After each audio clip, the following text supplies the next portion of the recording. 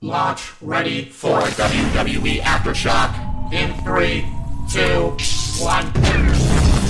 World Wrestling Entertainment Discussion is live. Cue host Owen Finch. Hey, what's up, everybody? Welcome to WWE Aftershock. I don't even know what episode this is because we haven't done the show in like 3 months. We didn't die or anything like that. The show didn't get discontinued. It's still very much a thing. We just got really busy these last few months, so we haven't been able to do the show. So you're gonna get one of those Aftershocks where we just clump a bunch of reviews together, and it's very sloppily Some of them might done. sound disconjointed or quick and fast. That's because we haven't done anything in months. Yeah, so you know, the first show we're covering is Crown Jewel, so that shows you how fucking far back we are. Yeah, but like a month and because I think Crown Jewel was what, beginning of October. It was October 11th. Yeah. Okay. I thought that was. I actually thought it was. I thought it was earlier than that. But yeah, we'll cover it. It seems like it because we haven't fucking done anything in forever. Yeah, but yeah, we're gonna try to get this done. Chris and I plan to try to do at least at this point it's probably gonna be like 4 videos. I keep saying it's gonna be 6, but then I think it's because also we've been pushing Aftershocks back so far. But at the end when we do our plugs, we do plan on doing 4 more videos this year. But let's do the introductions. I'm on the Birdman Finch, and I'm here with Chris. But yeah, let's again, that intro just shows you how sloppily this episode's gonna be. So we're just gonna keep that in. Let's Extremely. but let's again, let's just start covering these shows. We're gonna start with Crown Jewel. Like we said though, we're gonna keep these brief because again, we have a lot of shows to cover. We're just gonna give brief thoughts on it and just kind of move on to the next one type of thing. We have a lot of topics here we're gonna cover, so we're just gonna a lot of topics to get us caught up. Yeah, so let's get it done. Okay, so Crown Jewel was October 11th in Perth, Western Australia, at the RAC Arena. I think it's the very first time. Yeah, it was the first Crown Jewel that was held out of Saudi Arabia. Yeah. So I don't know what they called it, Crown Jewel, but it didn't make any sense. But it happened. It was in Crown Jewel Perth, and it was really weird because as you'll talk about, they had the Crown Jewel championship tournaments, whatever. I don't remember what they called them. And I remember you kept pointing this out. These titles were supposed to stay in Saudi, and they were not in. They were clearly not in Saudi this time. No, they absolutely were not. They were definitely not, because the whole fucking point of it was supposed to stay in Saudi Arabia because they were so heavy and so large and so big, and they didn't want to bring them to wherever, so they just kept them there, and they would give them the ring, and the ring would resemble whatever the title, and they brought the whole fucking thing. So we started off the show. It was Bronson Reed with Paul Heyman versus Roman Reigns in the Australian Street Fight. Like I said, keep it brief here. Bronson Reed ended up winning. This was Roman's first match back from his couple-week absence, which is becoming fucking annoying. Yeah.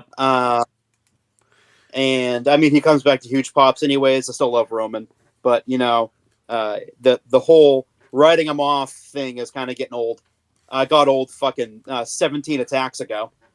I feel like, too, before, when he had his part-time schedule, when he was a heel, it made sense because he would just be gone. But now they have to now that he's a face, they have to write him off so that way he can be off television type thing. Yeah, because he had to go film Street Fighter, which I understand. But Cody didn't need to be written off for fucking 2 months. No, definitely not. He was there literally I think a week or 2 later, whereas Roman was off for 2 months. Yeah, he's gone a while. He was gone. He was gone. Yeah, because I remember it was Clash in Paris. He was by this point it was Clash. We just shit all over that fucking match they had. So yeah, I think it was Clash in Paris. He got written off, and then that was in September, and then he had come back in October. I don't know, because then as you're going to talk about, he got quote unquote written off here, and then he was gone again. So he was only back this time around. I think like a week, because, or like at the most, because he returned like might have been a week or two. Yeah, I think he returned like during the tag match. It was like the Bronze versus the Usos, and then he had that segment with Bronson Reed on like the Go Home show, and then he was at Crown Jewel. Like I think he was at like 3 shows this time around. Yeah, it was like 3 shows, including Crown Jewel. And then like he as you'll talk about, he got written off a fucking again, pretty much. Yeah, so surprisingly, Bronson got the win. That surprised all of us. He actually, needed the win, and it came with Jay spearing Roman through the table in the corner that they'd set up. And yeah, the Usos interfered if they said they wouldn't. And then they did the whole, after the match, the cousins, the bloodline were in the ring, the 3 of them. Yeah. And Roman said, "I don't want to see you again until Christmas." Nah, he lied. Very much so. But as we get into it at the end, I assume that I wonder if the story was supposed to be written one way, but then what happens at the end of the show fucking affected everything. It did. And I'm trying to remember, but he said he didn't want to see him till Christmas. And then Jay left. They left Jimmy in the ring, and they were teasing tension between the two. And that fucking led up to got a couple weeks of tension. Now that's mysteriously gone. Yeah. They realized how fucking stupid it was. Yeah, that's pretty. I think that's pretty much it. Yeah, this match I thought was very good. I think I gave it like 3 3/4 stars. I thought it was very good, very physical match. Oh, so they didn't actually like write Roman off because he just walked away. I don't even think you realized it was like a write off until like he just stopped showing up altogether and all that stuff. So I don't know what happened that time, but yeah, Bronson Reed winning, I think I was okay with, I guess, because he really needed that win. I think he had lost to Roman at Clash, and then I think he needed to look imposing. Kind of in hindsight, I don't think he really benefited all that much from this win. He hasn't really been brought up all that much. And they didn't bring it up at all after I mean, they did. Yeah. Like obviously because the Raw was in Australia, so I don't think it's they brought it up, and I don't think it's later. You wouldn't have think that he would have beaten him. Yeah, I don't think it's real. I kind of forgot he even won this match until you mentioned it, but like, I don't think it's changed the stock in the company like you would thought it would. Like I remember like when Jay beat like Roman back at Money in the Bank, that like really elevated Jay into like the main event caliber that he became now and everything like that. And when obviously Cody, is a different story. But I remember when Solo like beat Roman, and it was just in like a 6-man that did a lot for him. I think it just doesn't help too, because again, with what happens at the end of this show, a lot of things spiraled.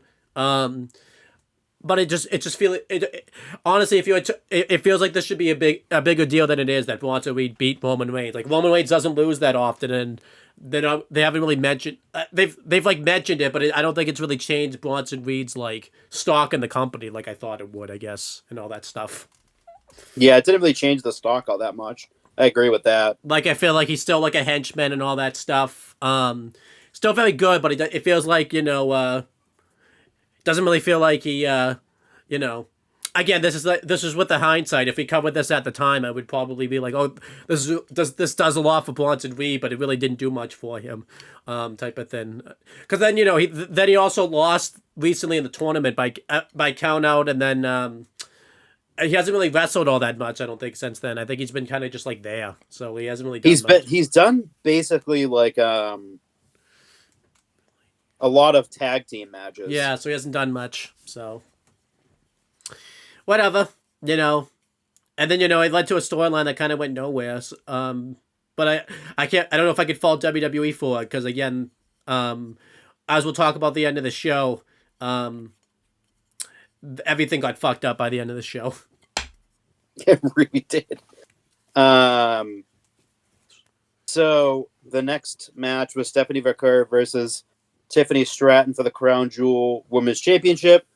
Like I said at the beginning, they brought the championships with them, even though they weren't supposed to be brought to the show. They were. That felt really weird. But Stephanie Vaquer defeated Tiffany Stratton to win the Women's Crown Jewel Championship. It was well deserved. It was well earned.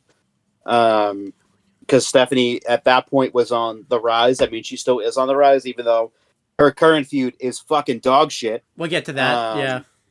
But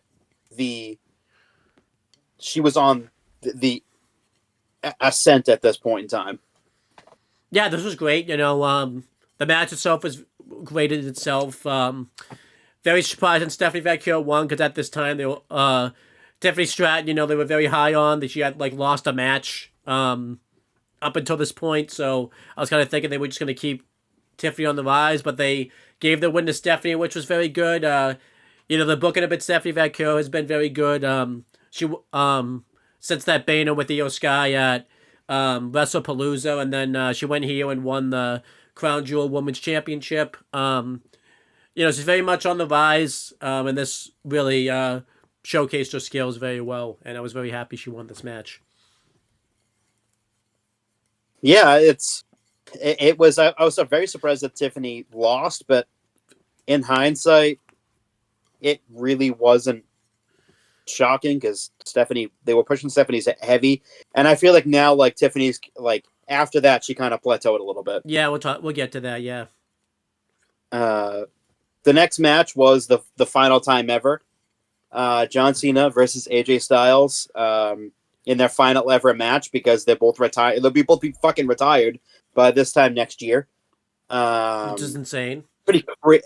Just two guys who, and Cena, obviously John, I went to his fucking very first match in Boston. I've been watching him since 2002. Fucking everyone knows, as I've said a million times, this is my childhood hero. I love this man to death. When everyone turned their backs on him, I didn't. I idolize him to the end of the earth. And AJ Styles is someone who I absolutely love too. Watching the TNA from the times on the Fox Sports Network when no one was watching it in 2004, he fucking blew my mind. And then going on to Spike TV, he was always incredible to watch. Really laid the foundation for TNA. And the intro that John wrote for AJ was very particularly interesting, and it pissed off a lot of people. Predictable on the other side. Really funny, and the match itself, absolute banger. John again in these matches. I don't think recently, but a lot of callbacks to the people that he's wrestled. Absolutely. And this was no different. And John won as to be expected. Very happy with this match. Super excited that we got to have this match one last time. And despite them both being near the end of their career and both being a little bit older,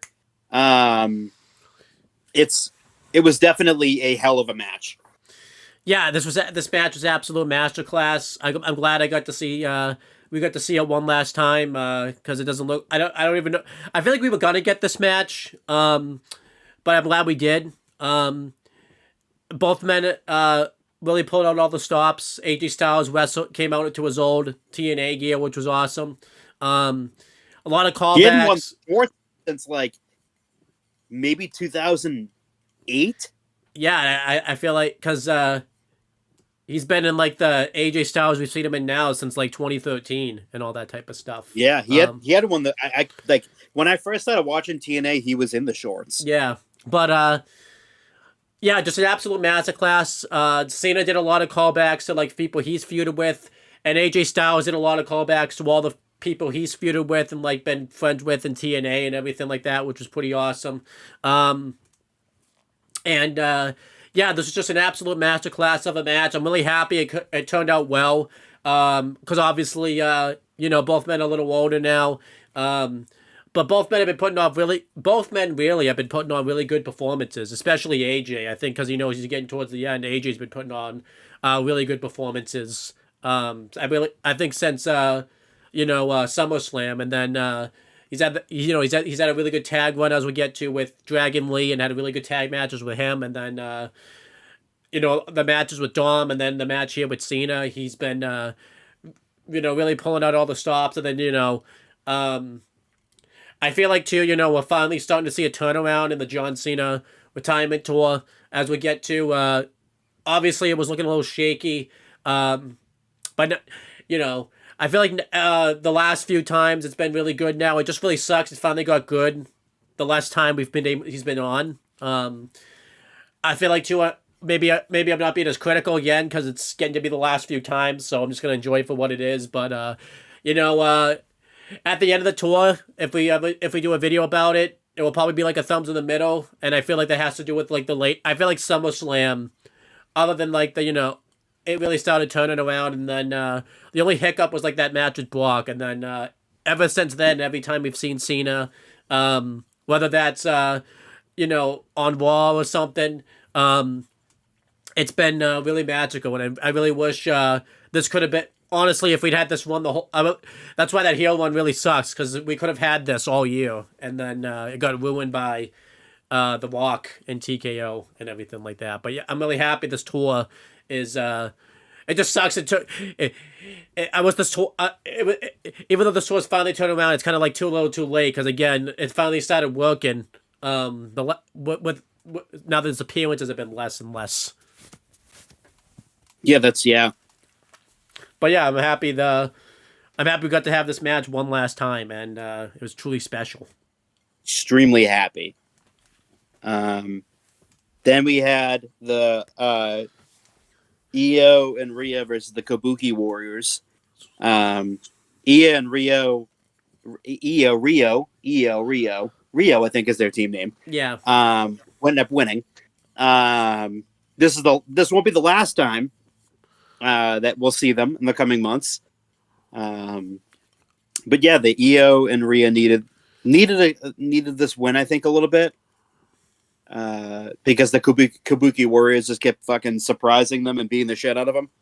After the Kabuki Warriors turned on Io, so it is what it is. It was a nice win for them, but yeah, there's a lot more that leads up to it and leading up to War Games. Yeah, very good match, I thought here. The story going in this match was pretty bad. It was awful. But the match itself, I'm happy delivered. I think for I remember, because again, we also watched this I also got up ass early in the morning to watch this, so I was feeling fatigued, and then obviously we had that masterclass with Cena and Styles. It took a little bit to get into this match, and then once it finally got going, and then Rhea and Io won. Right decision because they were in Rhea's hometown. They let Rhea get the pin on, I think, Kairi Sane. I'm liking the team up between Rio. I think that's been really good.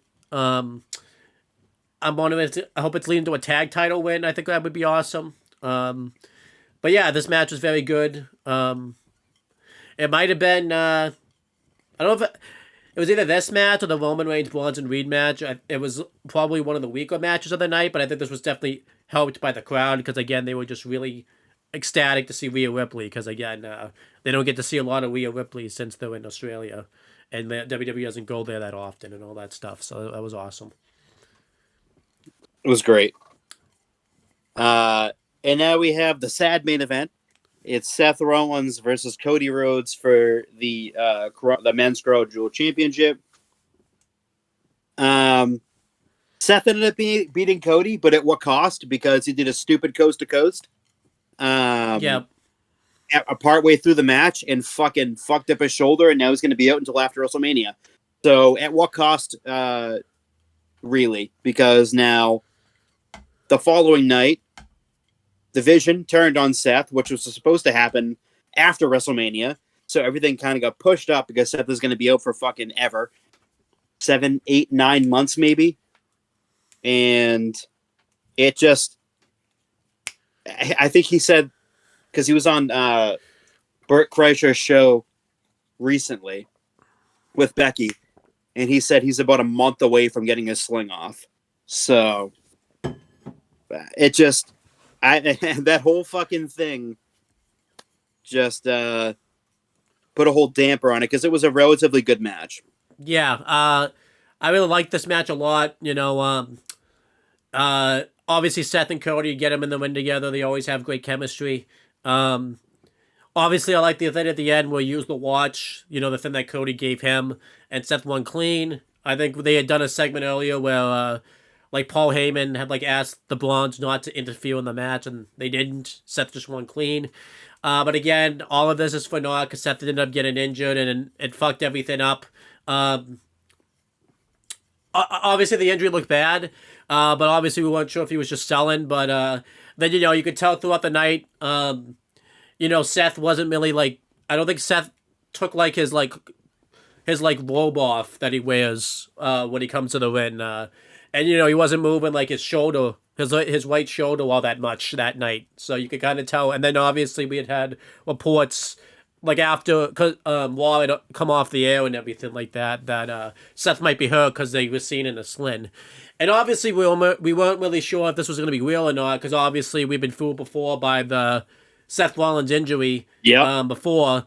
But then I think we both kind of talked about this. We kind of put together pretty quickly. I don't think they would do this again, especially that quickly, and especially too, it just wouldn't really make sense to do a storyline like that because after they already just did it. Yeah. Yes, the Vision ended up turning on Seth. The blessing in disguise is it's changed up the Vision a little bit. I don't really think Seth was really clicking with the Vision or with Paul Heyman all that much. And I feel like the Vision's kind of starting to work now because they've added Logan Paul to it now. I don't know if that I don't know if that's sticking though, because it might have just been. It might just be for War Games. Yeah. So we'll see what happens with that. I would like to see like the Vision like kind of expand and include kind of like keep the team as it is. Like keep Brock in it, keep Logan in it, keep Drew in it, because I think it'd be interesting more so after War Games. But yeah, Seth's injury. But maybe Logan, but that's about it though. But yeah, Seth's injuries really fucked everything up though. Obviously CM Punk probably wasn't going to win the belt till WrestleMania. It's kind of fucked up the Becky Lynch, AJ Lee feud now a little bit because now Seth isn't there. Roman Reigns, his whole character purpose is kind of fucked over now. I wondered if they had a big plan about what they were going to do with this whole family in, limbo type of thing. And now Seth isn't there. So it's all really weird now. And then, the reason they gave for, like, why the Vision turned on Seth really didn't make sense. But again, they had to fucking come up with something because they didn't really expect Seth was going to go out due to an injury. It really didn't. They didn't have much time to think about it. And then, I assume the War Games match probably would have still been what it was. I think Logan's definitely the replacement because everyone else kind of fits into that. I think Logan obviously fits because he's able to make it work, but I feel like everything just got fucked up by Seth's injury and everything like that. We'll be kind of 100%. Once War Games is over, because again, Triple H also thinks long term, and I feel like he's been able to make War Games work, but it's gonna be interesting to see what he makes out of like WrestleMania and all that stuff. Because obviously, I think Seth and Punk or Seth and Roman, one of the two, was supposed to be in that main event slot. Now that's just not gonna happen. So yeah, it really sucks. This was kind of coming at a time when WWE has had a lot of injuries lately. So Luka has gotten hurt, or we've had some other people get. Rhea Ripley has the same injury she had last year again, literally the same time. So yeah, just really interesting. But the main event was good. It just now it's kind of the cursed main event now because Seth got fucking hurt from it. Yeah, it's just bizarre. But I like Crown Jewel. I thought it was a hell of a show. It was definitely WWE definitely needed Crown Jewel to be good because it was their second show on ESPN, and the first one WrestlePalooza really didn't go over all that well with ESPN. This one seemed like it was more successful. I definitely liked this one better. It had a lot of really good booking decisions. And a lot of really good matches on it. So, and the crowd definitely helped. I will say the crowd for this Australia show was much better than Elimination Chamber 2024. Where, 100%. They were just, So I'm glad that was. I don't know I don't know what the difference was there, but versus here. But whatever. I would probably give Crown Jewel probably like an A minus, maybe a B plus, because then it cost. We lost Seth Rollins out of it, which ended up really fucking everything up. Yeah, I think it's like a B minus show too. It would have been an A minus if Seth didn't do that fucking coast to coast, because it really fucked everything up and fucked up everything. So they basically kind of pushed Logan into the World Heavyweight title picture as a contender to Punk, as I guess a heel replacement. But it's going to be interesting to see what they do now in the long term. Once Seth eventually does come back, I would assume it's going to be a post WrestleMania thing. He's obviously going to be a face, which is his more. I look at it now. He's much more of a natural babyface than he is a natural heel, which is the craziest thing to say. Yeah. It'll be interesting to see if they can do a lot once he comes back. They could have like a thing happen where Seth and Punk have to team up, and obviously they don't want to do that since they don't like each other. The same thing with Roman. That puts my Shield prediction that I was thinking was going to happen at Survivor Series. It might be pushed up a year. A lot of good things could come once Seth comes back. It's just I just want one more Shield reunion. I don't care if fucking Mox is going to be it. Just give me one more. Yeah, so it'll be interesting. Honestly, this time around next year, we might have a War Games match with like Seth, Punk, and Roman and maybe two other guys, versus like some conglomeration of the Vision again. If I would think so, yeah. So we might be. It might be Seth, Roman, Punk, and the Usos. Yeah.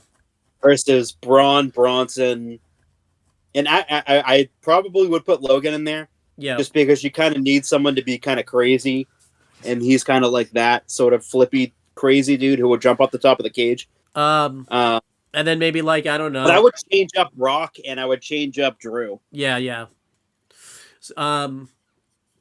Maybe put because he'll probably be on the main roster. Maybe put Ethan Page in there because he'll probably be on the main roster around that time if you book him. You could do Ethan Page too. And then maybe or Obafemi.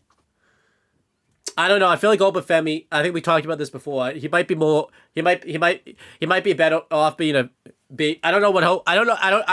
Again, because I don't even know what Obafemi even is. If he's a face or a heel, because I feel like changes. I don't know. He just gets cheered regardless. And I think he's supposed to be a heel, but he's so fucking. I think he is.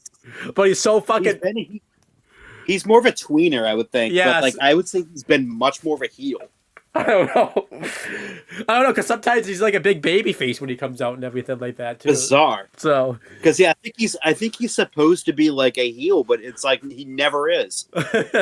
But we'll see what happens. But yeah, let's go on to the next show. It was Saturday night's main event. Obviously, this was the November show. This was early November. This was to kind of fix a lot of the issues that came out of Seth's injury. It was supposed to be Seth versus CM Punk, but obviously that couldn't happen since Seth got hurt, so they had to do a battle royal and change the show drastically and everything like that. But before we get to that, okay. It was Cody Rhodes versus Drew McIntyre first for the WWE Championship, and they added the stipulation where if Cody got counted out or disqualified, he would lose the title. I thought this was a pretty good match. Kind of disappointing. It feels like the last couple of matches that they've had, they have good chemistry, but they just can't seem to get into high gear. I think half of it because Cody's not losing the belt to Drew anytime soon. This feels like kind of just a feud to kind of get Cody through the fall. I don't think Drew's gonna beat Cody anytime soon for the belt. People thought because of the stipulation that Cody was gonna lose, and it would have made a lot of sense. But yeah, I didn't think they were going in that direction. And then, yeah, Cody won. He hit a DDT onto the belt, and then hit the crossroads. I give it like 3 3/4 stars. It was very good. Just really sucks for Drew. He seems to get into these spots where he always loses. He's lost the Punk feud. He's lost the Damian Priest feud, and now he's taking a lot of big losses here. So he needs to kind of get away from these big time wrestlers, and I don't know, kind of change something up. His heel run's still working. He just always fucking loses his big feuds and everything like that. He needs to kind of change that up a little bit, type of thing. I honestly think him going back to being a babyface might actually be the best for him at the moment. But I just don't know how you would do it, because a lot of the people that he could potentially like work with, he's already like, as a heel, he's already done. Yeah. So maybe he goes back and feuds with Brock again, or like I just, yeah, because it feels like he's such in limbo that like I think a babyface run, maybe step down the card a little bit and go after like a mid-card championship, maybe. Yeah. Just to get a title on him again and keep it like for like a long time. Yeah. So I would like to see something like that happen. But then people would say he's getting buried and he deserves to be released so he can go and fucking fiddle fuck around in AEW. I mean, I think he'd be in a worse place going over there. At least here he's like got character stuff to do and all that type of stuff and everything like that. But it's just he's in a weird position that like I just don't know what best suits him, because his heel run it's been very good. The character work, the in-ring work has always been great. Yeah. But like I just feel like he just needs to make that switch. I just don't know how they're gonna do it. And then Tiffany Stratton was backstage. This carried over because Nick Aldis came up and asked if she was, able to wrestle because she got injured. Because Jade Cargill turned heel, so she said she's still ready to go. We had the women's title match between Tiffany Stratton and Jade Cargill. This is pretty much an annihilation of Tiffany Stratton. Jade Cargill pretty much took over this match. Tiffany got some offense in, but it was pretty much all Jade. She destroyed Tiffany Stratton. Jade Cargill is went heel now. She's pretty much back to the gimmick she was doing in AEW, which I think could work pretty well for in WWE. Her being a heel, I think, is going to work really well.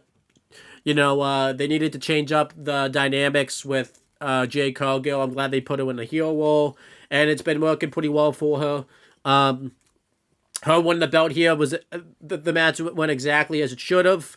I give it like 3 stars. I thought this went exactly the way it should have, with Jade just destroying Tiffany Stratton.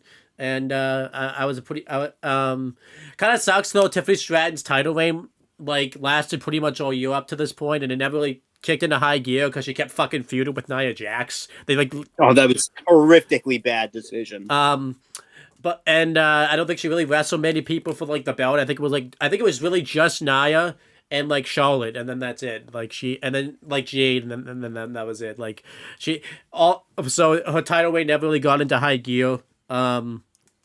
But maybe this could be a good thing. We haven't seen Tiffany Stratton since she's lost. I imagine she's going to come back at some point and probably challenge for the belt again. But what'd you think of this? I thought this was exactly how it should have gone. Yeah, it was about time to get her the title. She needed to go heel, and she's not really fully heel either. But like she's kind of a heel at this point. Like. She needed to make the switch. She lost a ton of her fan support, which I didn't think that it. Fans are fickle as hell. I thought she still could have got over as a babyface, but she had been a babyface for about a year and a half. So I think it was time to see if she could at least do this, and I think it was the right move. Then we had the triple threat for the IC title. It was Dominic Mysterio defending against Rusev and Penta. Very good triple threat match here. All these people really killed themselves. They did a really good job of, because Dominic Mysterio was doing the lie, cheat, and steal gimmick, so he kind of stayed out of the mix for a lot of this match, and eventually he used the wind bell hammer, which has been his big weapon, and he was originally going to use it like on Rusev, but then Penta took it out of his hand, and Penta went to hit Dom, but he eventually hit Rusev, and then Dom threw Penta in the post, and then Frog Splash Rusev, and he ended up winning and becoming retaining the Intercontinental Championship. This made sense. We were thinking that they were going to set him up for Cena, which ended up happening. We didn't really expect it was going to be pretty soon. But yeah, Dom retained and worked. I think Dom's been very good as IC champ. And I was pretty much a fan of how this went. Yeah, this was a very good match, but it fell into the thing that like I hate, which is like just the consistent same finish leading up to it. It was always like Dom does this and hits him with the ring bell hammer like 3 times in a row, and then again, like this a very good match. Yeah, but fuck that guy. So yep, just fuck him.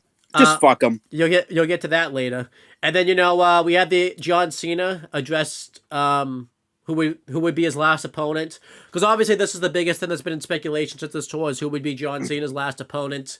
And we found out there was going to be a last time is now tournament. It was going to be a 16-man tournament where the winner would face John Cena at Saturday night's main event. That's obviously been going on. We'll get to the tournament itself.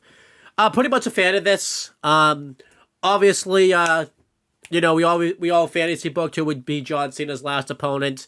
We thought it'd be this person. We thought it'd be that person. Obviously, if I was doing the booking, if everything could have worked out and The Rock could be around, it would be the final boss, The Rock, because that would make a lot more sense. But that just can't be in the codes. Yeah, I'm happy about doing this tournament. We'll talk about the tournament, but to have a tournament to face John Cena, it's pretty cool. What'd you think of this announcement when it happened? I liked it. They left room for surprises, which was nice, and we got them, so that was kind of nice, and it was unexpected too. And then we had the vacant world title match. It was CM Punk versus Jey Uso. This was a good match. They had a lot of sloppiness in the beginning, but once the match... very sloppy. Very sloppy. Once the match finally got going, I thought it was a pretty entertaining match. CM Punk ended up winning. Obviously, the right decision. They lost Seth. CM Punk is a reliable draw. Obviously, a lot of people were thinking Jey was going to go heel and beat Punk for the belt.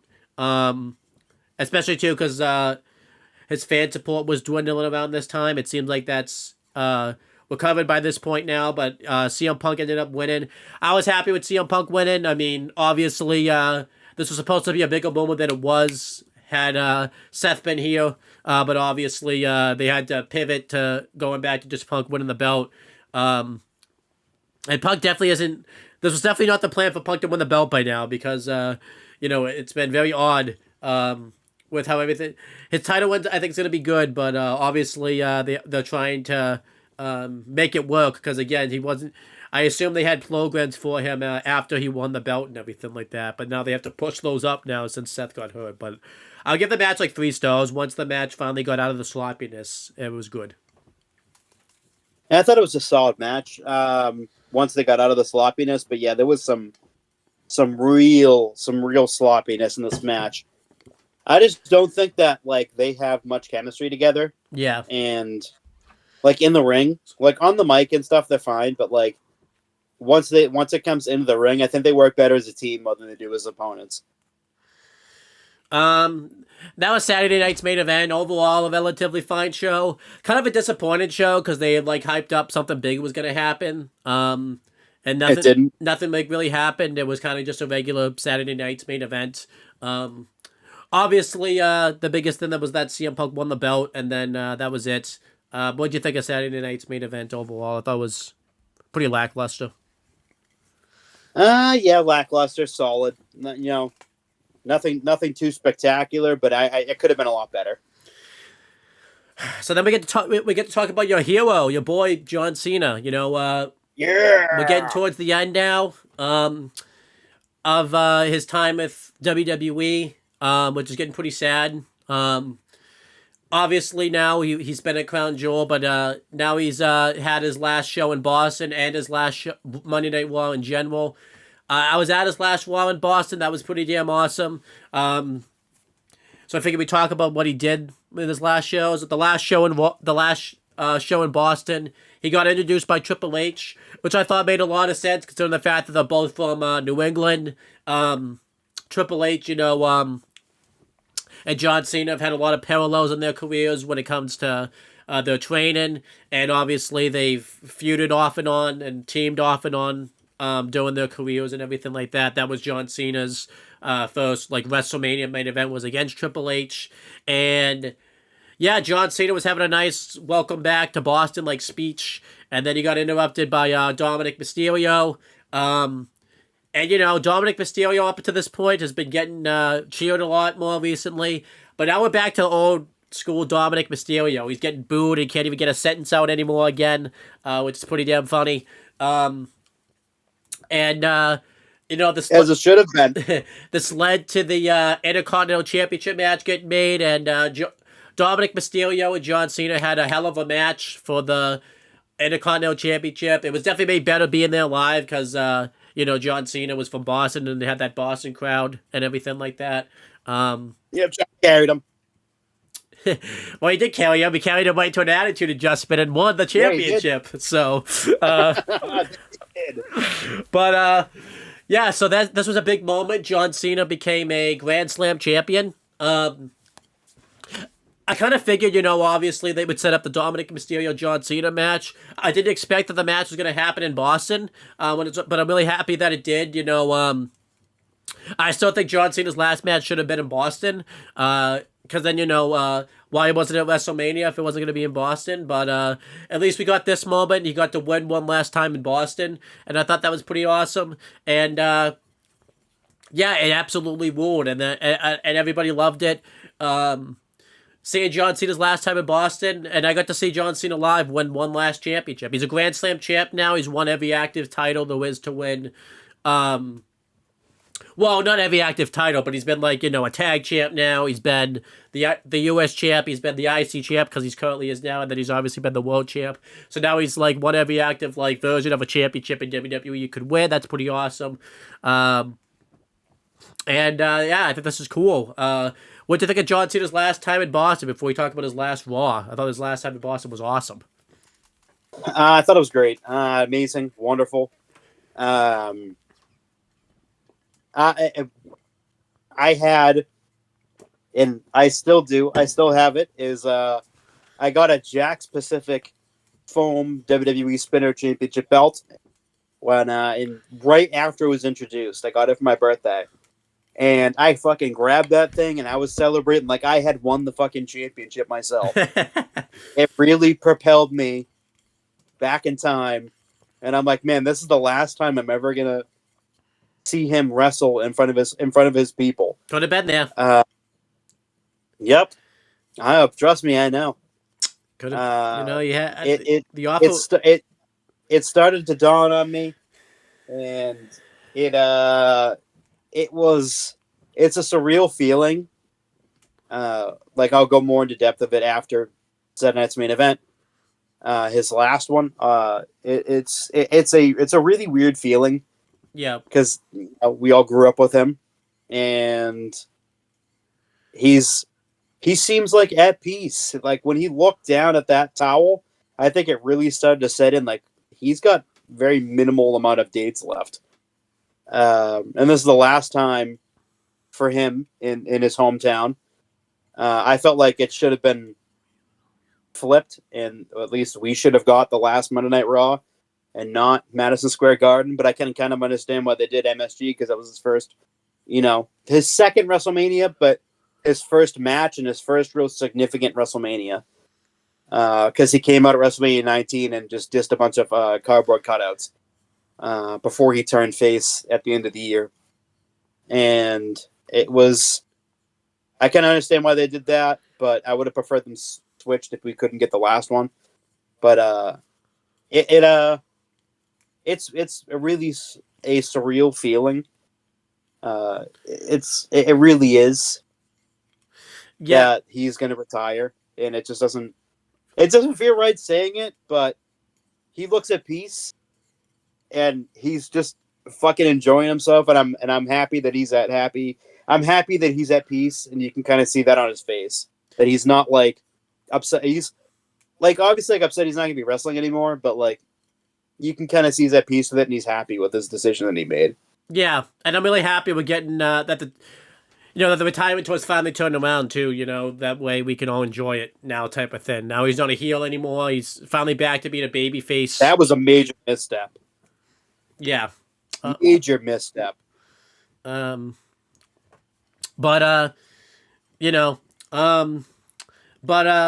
yeah, then we had his last Raw, which was equally just as good. He had a 6-man. This is where they set up Dominic Mysterio versus John Cena in the rematch for the IC title. Then he had a 6-man tag. He teamed up with Sheamus and Rey Mysterio to face the Judgment Day, Finn Balor, JD McDonough, and Dominic Mysterio. Equally as great. John Cena was really over here because it was his last Raw. And really good 6-man. John Cena won. And now forever, JD McDonough is going to be a part of a trivia question as who did John Cena pin and deliver his last AA to on Monday Night Raw? JD McDonough will forever be in the history books of that. Like you said. He will. I honestly think that's an honor. I think it is too. Like that's like a badge of honor. Like, hey, this Hall of Famer, this legend of the business. Like, I was pinned by him in his last ever match on Monday Night Raw. I loved it. John Cena's last Monday Night Raw. I don't think it could have gone any more perfectly. Except, like you said, obviously I would have liked it to be in Boston. But other than that, John Cena looked at peace that it was his last Raw. Kind of sucks they put this stuff in the beginning of the shows though, because I don't think I mentioned this yet, but like after that part of Raw in Boston, the crowd was still pretty into the show, but like that high was kind of gone once Cena was like off the show the rest of the night and everything like that. Because then you had the Last Time Is Now tournament kind of happen. Then you had the Cody stuff after that with Punk and the War Game stuff. No one gave a shit about Nikki Bella's heel turn that night. I think it's hilarious she turned heel the same town and her ex had his last show in Boston. I thought it was hilarious. People chanted "John left you" and all that type of stuff, which was just pretty awesome. And then the women's tag title match was just kind of flat, was also a little flat because again I feel like a lot of the crowd's energy that night went into the fact that it was John Cena's last show in Boston, and then I don't think I told you this. I really didn't pay much attention to the women's title match that night. I was texting you. I missed Nikki Bella turning heel. All of a sudden I looked down, I looked up, and Stephanie Vacchio was on the floor. I was like, what happened? I mean, I knew what happened. I knew she was turning heel, and then it was just so. It was so fucking fast, and no one cared. Yeah, but what did you think of Cena's last show in last Raw? I was gonna say last show, but his last Raw. Bittersweet. He got to have that one last moment with his people, and we, the people watching at home, and it was a special moment for everyone, and including the people that from the Boston area who have been rocking with him especially for me since the beginning. It just felt like cathartic, and I'm just so happy for him. And I'm not ready for it to come to an end. We only have 2 more shows of them left, and I'm not ready. I don't want this to end. Yeah. Obviously, he's not going to be gone forever. He's going to be back at a non-wrestling capacity. And when he says he's never going to wrestle ever again, I firmly believe that. I don't think he's a person that would go back and break promises. He's just not seem like that type of person. So, we'll see him in a non-wrestling capacity. It's really weird. But yeah, it's going to be very strange. We won't see him in the shirt and the jorts anymore. He said that's even going to be retired too. He'll just be in. Yeah, that's going to be done. He fucking Come back and what, a tracksuit? Why not? Like, what are we getting when he comes back? Maybe nothing. No, it's better. Who knows? He was naked a lot on Peacemaker. Maybe he might do that. Yeah. So, but yeah. And then we have the Last Time Is Now tournament that's been going on recently. We'll talk about next, since that's still John Cena related. They've been kicking off with that. That kicked off in Boston. I've enjoyed those. They've been really good matches. Well, except one of them, but that wasn't the wrestler's faults. But the two in Boston was Sheamus versus Shinsuke Nakamura. That was a really stiff, hard-hitting match. Sheamus won that one. That kind of made sense. Obviously, he's out of the tournament now because he got a shoulder injury. I think probably an NXT live event, right? Because he worked NXT, and that's the only place. Because he worked Raw the next week, and he seemed fine. And then, he's got an injury now. And then also that night was Rusev versus Damian Priest. Rusev won that one. Made sense that Rusev and Sheamus played it pretty far because those were pretty big feuds in John Cena's career. You know, with Sheamus, that was like the first person that he beat. Sheamus beat to become champion and everything, but that doesn't really matter now since Sheamus is out of the tournament. And then obviously Rusev, that was like his biggest humiliation when he lost to Cena at WrestleMania. Then that led to everything going downhill for him. And then, and then afterwards, it was, on SmackDown afterwards, we had Zack Ryder, the returning Zack Ryder versus LA Knight. This was pretty awesome. He hasn't been Zack Ryder since he left WWE in 2020. This is pretty cool because we're not going to talk about this, but he was like just on WWE program and as Matt Cardona in NXT too. So we thought he was just going to be Matt Cardona the rest of his career, and then he came back as Zack Ryder, which I think that's basically the Zack Ryder was dead, and that people thought people took that seriously. He's not going to come on to the main roster of WWE and be fucking Matt Cardona. It's not going to get a reaction. Yeah, so you're going to get a reaction if you come out as Zack Ryder. And that's exactly what he did. Yeah, this was pretty awesome. And he took it to LA Knight. He had a really good match with him. LA Knight obviously won, which was fine. I thought Zack Ryder looked pretty strong enough in defeat. If you want to watch Zack Ryder / Matt Cardona go into detail about this, he talked about this on Sam Roberts' show and then his own podcast himself about how it all went down. Not obviously in detail, but he kind of mentioned like cliff notes and everything like that, which is pretty cool. And now he's worked out a deal with WWE where now they're going to sell his merchandise. And it's like pretty cool. It's like retro merchandise. It's like merchandise that he like tried to get sold but couldn't get sold, or the other way around when WWE themselves tried to sell it and he turned it down. So it's kind of cool. Like you got to see merchandise from Zack Ryder that never got to make it on WWE Shop and everything. The other and it's selling like crazy too. Huh? And it's selling like crazy too. And then what he said too on his podcast was that he temporarily gave WWE the rights to Zack Ryder to sell merch. That's just pretty cool. Nothing because I think he owns the Zack Ryder name. Yeah, but he's not signed to WWE or anything like that yet. I feel like a deal's coming soon. I know he's not signed anywhere. But I'm pretty sure a deal's coming. I'm predicting he's going to be in the Rumble next year. I know we always predict. I think so too. I think that kind of opened the door for him to kind of do more. I wouldn't be surprised if he does like kind of like one-offs here and there, or like comes in for like a few months and like does something he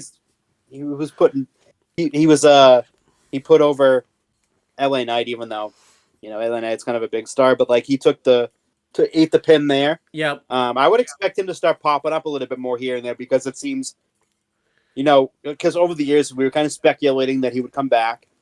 But I feel like now it's more. I think it's more likely than not that he pops up every now and then. In fact, he mentioned, I think he's like the only wrestler that's like wrestler pretty much everywhere, like within the past year. Like he's been on AEW, he's been in GCW, he's been in the Indies, he's been in Impact, he's been everywhere. He's been in WWE, like he's been wrestling fucking everywhere, which is insane. Yeah. But yeah, the other tournament match on that SmackDown was Jey Uso versus The Miz, which Jey Uso won, which was pretty good.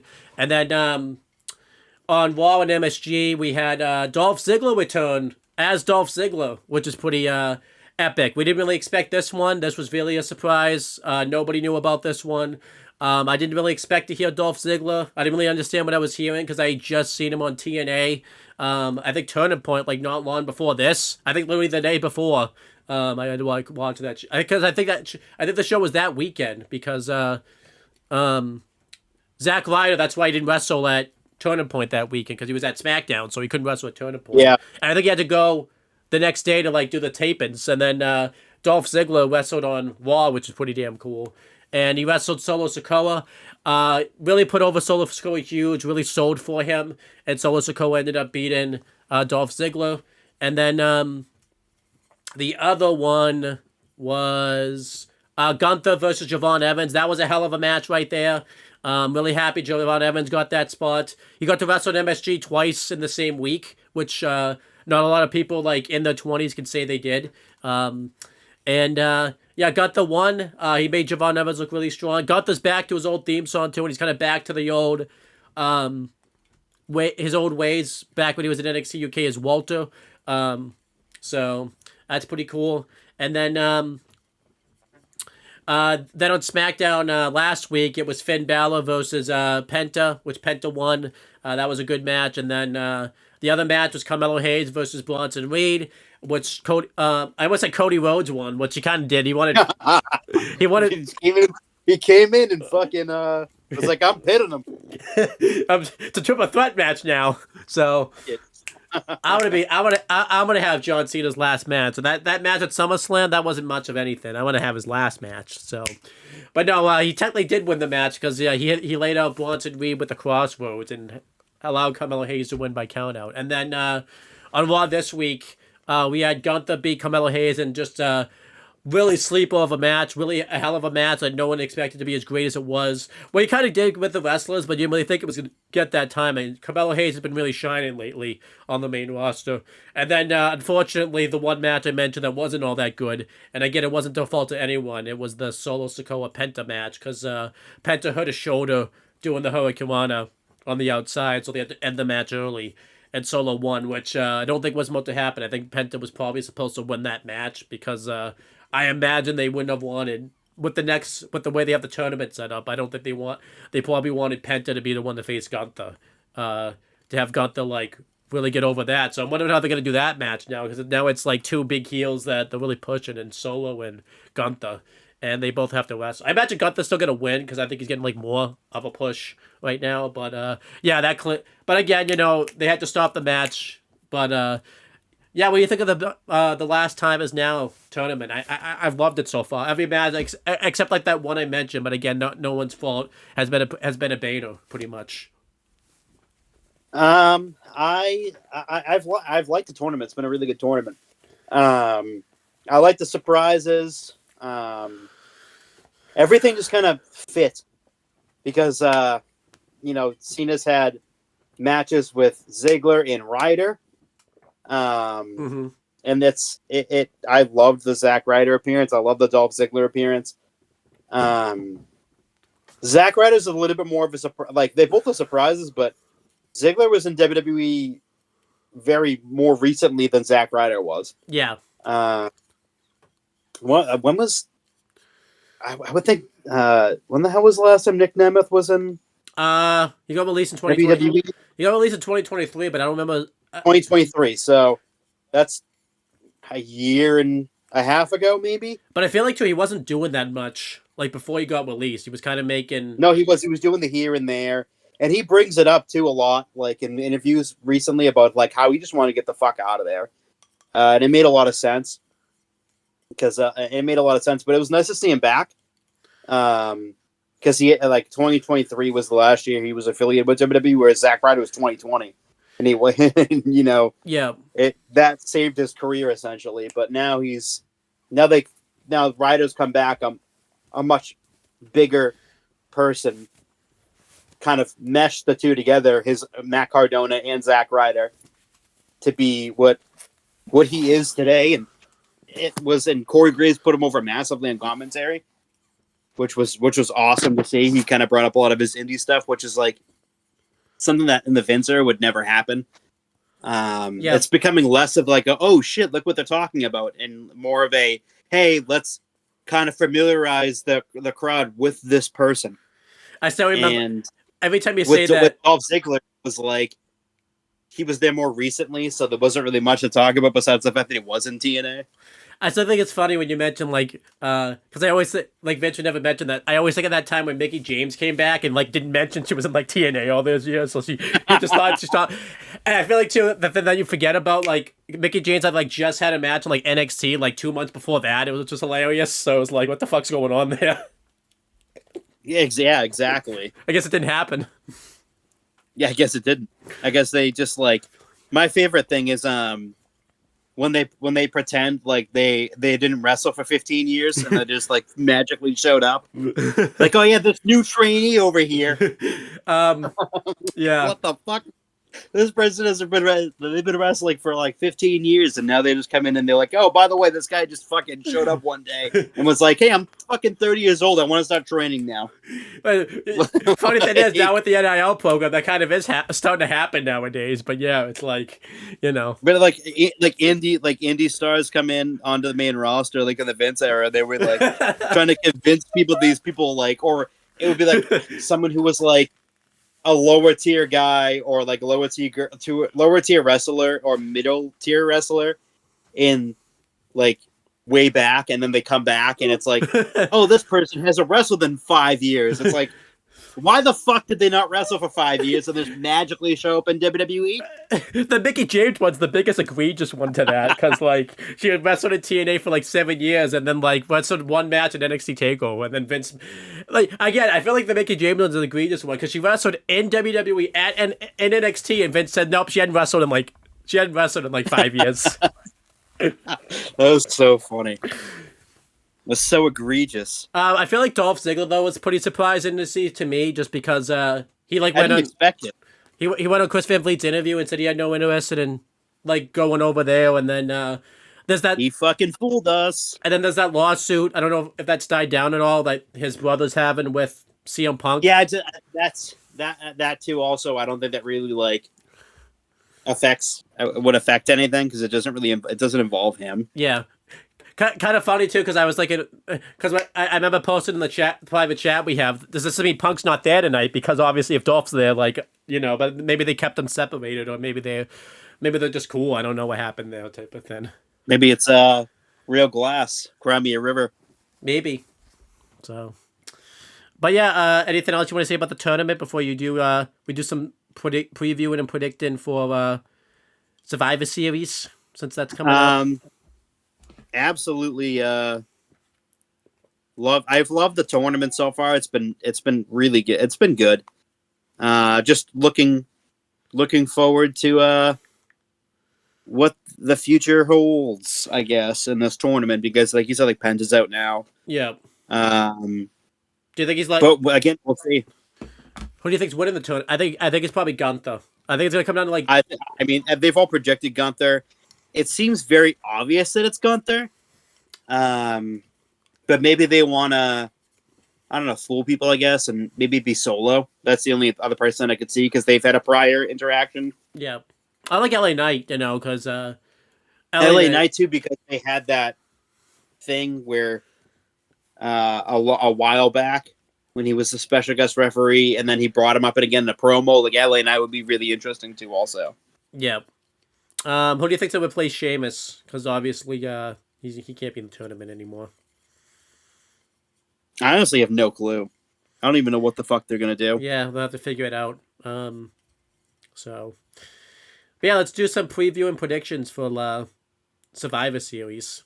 Now I know it's not on the show, but should we preview and predict, since the 5-on-5 traditional Survivor Series match, since that's Survivor Series themed? If you want to do that, yeah. Do you even know who's in it? Or should I just take that? I have no fucking clue, because I don't even know if they have the full matches out yet.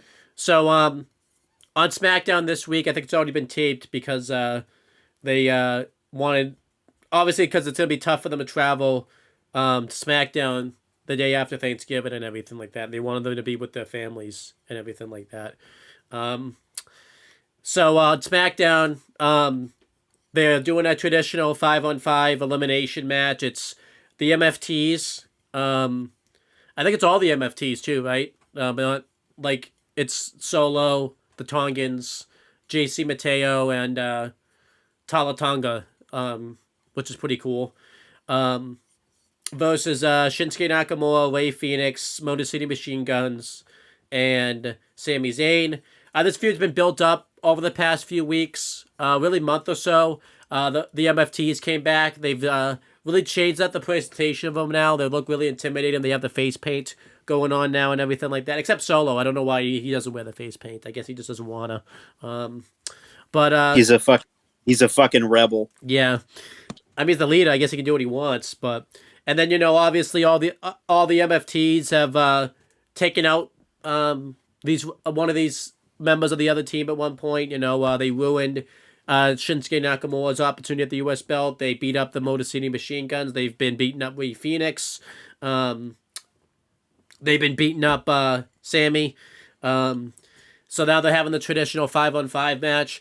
I think this 5-on-5 match is going to be really good. I hope it doesn't get spoiled for me, but it probably will because, I'm going to forget SmackDown's tape this week and go on Instagram or something and see a spoiler. So this match probably gets spoiled for me. I'm looking forward to this match, though. I wish it was on Survivor Series instead of the women's title match we're going to talk about on the show because this match deserved it more because it's a fucking Survivor Series themed match versus the other match that's on there that we don't want to see. I imagine the MFTs are going to win. They've been really wanting to keep them a dominant group. I imagine it's going to come down to Solo and Sammy. And then, maybe one of the MFTs will come back out and interfere and cause Solo. Or cause Sammy. I meant to. They're not going to. Why would they cause Solo? That wouldn't make sense. But yeah, costing Solo. Then I imagine they're going to use this to bring back the Wyatt Six because they've been trying to set up that feud with the MFTs and the Wyatt Six for the tag belts. I think not much has happened with it because the Wyatt Six are kind of inactive because Bo Dallas is dealing with some personal stuff, so they haven't really been around recently. But what do you think of how this traditional 5-on-5 match came together, and who do you think is winning it? I think it's pretty fucking awesome, and I hope the Wyatt Six wins it. Wyatt Six, they're not in the match. It's the MFTs and Team Sammy. They're not. It's not. What are you talking about? Sammy's team. MFTs. Yeah, I know. I think the MFTs need a big win. Yeah, especially to, good stuff. But yeah, let's preview and predict Survivor Series. Who do you think's gonna come down to at the end with the MFTs and the Team Sammy match? It might come down to Sammy and Solo. And then you're gonna use my fucking idea and have the MFTs call Solo, like I said. You're gonna take that idea and just run with it. I'm taking all of it. Actually, I'm gonna have the Wyatt Six come out and fucking just kill everyone. Yeah, literally, figuratively. Because you thought they were gonna win the match when they're not even in the fucking match. So. Why would they? They would have the advantage at that point. I guess so. Oh yeah, so you're saying 4-on-1. It'll be 4-on-1-on-1. So you're saying they're just gonna they're gonna wait for the whole match to happen and just come out at the end and just be in it type of thing. They're just gonna just say fuck it, we're in the match now. What if somehow they still fucking lost? Like Sami Zayn. And then they lost. Would you like? They just came in, they had the advantage, and they just jobbed out. Oh, not even a full match or anything. They would just job out quick. No, they just job out instantly. So they get eliminated all at once, like Solo and Sammy just pin two guys at once, type of thing. Yeah. And then it's down to 1-on-1, and then it just ends in a no contest. You would like that. I think everyone would love it. But yeah, let's preview the actual Survivor Series like PLE now and everything like that. You could start. I would probably start from the bottom going up on Wiki since that's the match that we're not talking about. The match we at least want to talk about last. We're not doing that. We could. Let's just get it over with. Let's just do it. But because I know you just love this feud that's going on right now. Oh, in the it's women's fucking division, great. You know, you love it so Yeah. much you can't even speak it into existence. Fuck, I hate it so much. Yeah, I'm gonna. I think I'm just gonna go with Stephanie Vaquer, even though she's 1,000% losing. Yeah, this feud's not good. Nikki Bella just turned heel, and you know, she had kind of really bad heel promo. I think we talked about this. Nikki Bella's return has been really bad. It started out pretty well, like before Evolution and everything like that, and I think we just thought it was just gonna be like a one-time thing. She would just be in like the Battle Royal, but then she's like stuck around. That match with Becky Lynch did not do her any favors. It was really bad, and then yeah, then we thought that she vanished after that, and then she came back, and now she's a heel. And she couldn't be bothered to show up this week to build up this match. Stephanie Vaquer had to put in all the heavy lifting to do that, and now she gets the title match. I'm picking Stephanie Vaquer to win. I do not want to see Nikki Bella hold the belt. I imagine Stephanie Vaquer is gonna win, and then like Nikki Bella will attack her again, and they're gonna continue this for some reason, even though this should just be a one and done, and that's it. And we never see Nikki Bella again, but that's just not gonna happen. So It's just not gonna happen. Nikki Bella's return one's just been really bad. I just don't think it's just not been good. Like, and then they'll, of course, like her stupid fan base will overrate it and say she's been great. Look what happens when she's not in the ring with Becky. I'm like, yeah, she's fucking mid, and she's always been mid. And it's just not worth anyone's time. Yeah, this has not been. I don't know why this is on the PLE and not the traditional Survivor Series match. It's not really fair. Yeah, the traditional Survivor Series match should have been on the show. You can't call it a traditional Survivor Series match if it's not on the fucking show. It's like when they were calling SmackDown WrestleMania SmackDown. It's not WrestleMania. It's fucking SmackDown. It's awesome. Like Vince tried to make it seem like it was like a special fucking thing that was happening, but in reality, it was still fucking SmackDown. Remember, nothing special would like happen. I think one of the matches was like Ricochet defending the IC belt against like Los Gazas in a triple threat. Like what's WrestleMania about that? Oh, and they had the Andre on there because they didn't fucking find a way to put it on the show. And then they had Bobby Lashley come out at WrestleMania and fucking pose with it. That was fucking cool, I guess. Yeah. It's the Dre. I don't get it. But yeah, let's preview the next match. For the Intercontinental title, it's the champion, John Cena, versus the challenger, that fucking loser, Dominic Mysterio. I don't even think I need to ask you who you're picking for this. I'm going to think logically here. Fuck me, I don't know why I'm doing this. Gonna have to go Dom. I gotta think logically. Because realistically, there's one more match left for John after this match, and it kind of wouldn't really make any sense for him to keep the title past Survivor Series. And I think the last match really shouldn't be for the Intercontinental Championship, because I feel like that would be kind of a step down for Gunther if he ends up winning this whole thing, then going for the World Heavyweight title. But yeah, it's gotta be Don. You know what though? I am gonna go the opposite. I'm gonna say John Cena is gonna find a way to pull it all the stops, and I say he's gonna retain. I am gonna be the illogical one here, and I am gonna put the logic to the side and pick John Cena to retain the Intercontinental Championship and hold the belt. At least you're doing it. That fucking crushed me to do that. And then Gunther will win the IC title back, and just hold it forever like he did before. What if he holds it like less longer? He holds it for like 5 seconds, and then like gets pinned, rolled up, and loses it to somebody. You would love that. Just loses it to Colin Delaney. But yeah, John Cena. I think John Cena retains, and it's gonna be sad. It's his last PLE. I didn't even realize that until they pointed it out, but it's his last PLE. Yep. Because I forgot Saturday night's main event's not a PLE. It's not a PLE. It's just a regular show. So it's his last PLE. Last time you'll put on WWE PLE. I don't know if really with Survivor Series his last PLE. You would think it'd be like WrestleMania, the SummerSlam, because Survivor Series isn't really like seen as pay-per-view. So Yeah, it really isn't. but I guess it's his last PLE, I guess.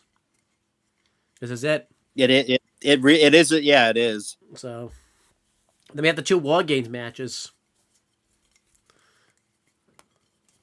Yes, we do. It's Rhea, Io, Alexa, Charlotte, and AJ Lee versus Nia Jax, Lash Legend, the Kabuki Warriors, and Becky. And I think the heel women are going to win this just because the face women always win. So I feel like it's time to do the flip up. Even though Nia fucking useless Jax is in this match. She's the only one that I think is going to ruin it because I think Lash is at least talented enough. Like, she's not going to fuck around in there like Nia does. I just think Nia brings the quality of the match down. If she wasn't in it, I feel like the match quality would be significantly higher. But yeah, I think the heel women are going to win. Yeah, this one's kind of tough. I think that the babyface women are going to win. I think Rhea needs a win because she hasn't been around all that much and she got beat down. I think Alexa and Charlotte need a win since they just lost the tag belts. It's AJ Lee's first match in War Games. I feel like, too, one of the heel women won't hurt them as much losing. Nia Jax can afford to take a loss. Lash Legend can afford to take a loss. Kairi Sane can afford to take a loss. No one really on the face side of things can really take a pin except for like Alexa. That's just probably taking the pin if the heel woman win. But I think I'm gonna say the babyface woman win. Yeah, that's. If it was, I mean, it could really go either way. If it was in the Vince area, I would have probably picked the heel woman to win though, because I think the face woman have stood tall on because they stood tall on Golem's show. But we can't go by that logic anymore. That doesn't usually work anymore. It'd be like every time too, like the second that like the face or whoever would stand tall, like you'd be like, oh, they're not winning. Yeah, exactly. Every fucking time. I'd be like, okay, like the Money in the Bank or a ladder match or something. If the babyface went up to go grab the belt or the briefcase, it's always like, okay, that person's not winning. You can just fucking book that right now. Yeah. Whoever stood tall at the end of the show, yeah, you can fucking guarantee you if it's a Royal Rumble, they're the first one out. What two do you think are going to start the match? That'll be a tiebreaker. I would think it would be maybe Kyrie and Io. I'm gonna go the opposite. I think it's gonna be Asuka and Io. I was thinking one of those two. I was thinking like kind of have them go at it for a little while. Yeah, I'll go Asuka Io to be because I think Io's definitely starting for the face side of things. But I think I'll say Asuka. Who do you think's coming in last? I think it's probably Becky. I think it's probably Becky coming in last. Either Becky or Nia is who I'm between right now. You got to pick somebody. I'm just gonna sit here until you pick somebody too. I'll do Becky and AJ coming in last. Okay. Yeah, I'll say AJ coming in last for the face. But now let's get to the really star-studded, packed War Games match. So on the men's super babyface side, it's the Bloodline and CM Punk and Cody Rhodes versus the Vision. Just gonna lump them into one because I don't feel like saying the rest of it. I feel like the faces are gonna win this one. I just feel it in my fucking old decrepit bones. I just feel it. Don't forget you're 150 years old. I know. Fucking getting up there. I look awful for my age. I don't know. You got the Seth Rollins picture working for you. That where he's like.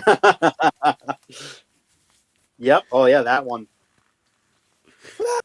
But yeah, I just feel like the face men are gonna win. I could be fucking totally wrong, and I'm preparing to be totally wrong. But yes. I think the faces are going to win also, mainly because Roman needs a win. He hasn't had a win or really gotten any legs in this feud with the Vision in a while, if it's still like continuing. Because he was beat down at Clash, and then he lost at Crown Jewel, both. And then the Usos have been getting beaten down a lot. Cody got beaten down, and then Punk got beaten down.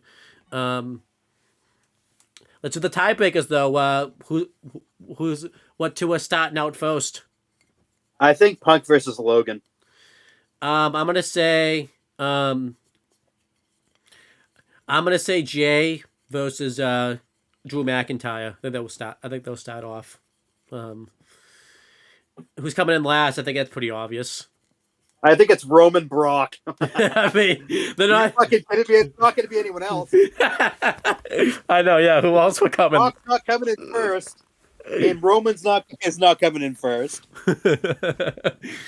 Yep. Imagine it starts off with like Brock, Jimmy. it's Brock and Jimmy. Oh my God. It's Brock and Jimmy first, and then like you realize too, the faces will probably never get an advantage because Brock will probably destroy Jimmy, and then it's like Drew and Brock working together. Then it's like Jay. He gets oh my God, that'd be Brock destroys everyone, including Brock. Do you ever sometimes? And then it's just Brock and his own team versus everyone else. Do you remember the War Games matches? We played them once in the video games, and like we really took advantage of that advantage. Like we like destroyed like Vince like on the other side of the ring while like nobody did anything, and like right when the match started, we just punched someone and like didn't even let it like really like build to. We just cheese it. we just pinned someone and like. Yeah, I've done that a lot. And I think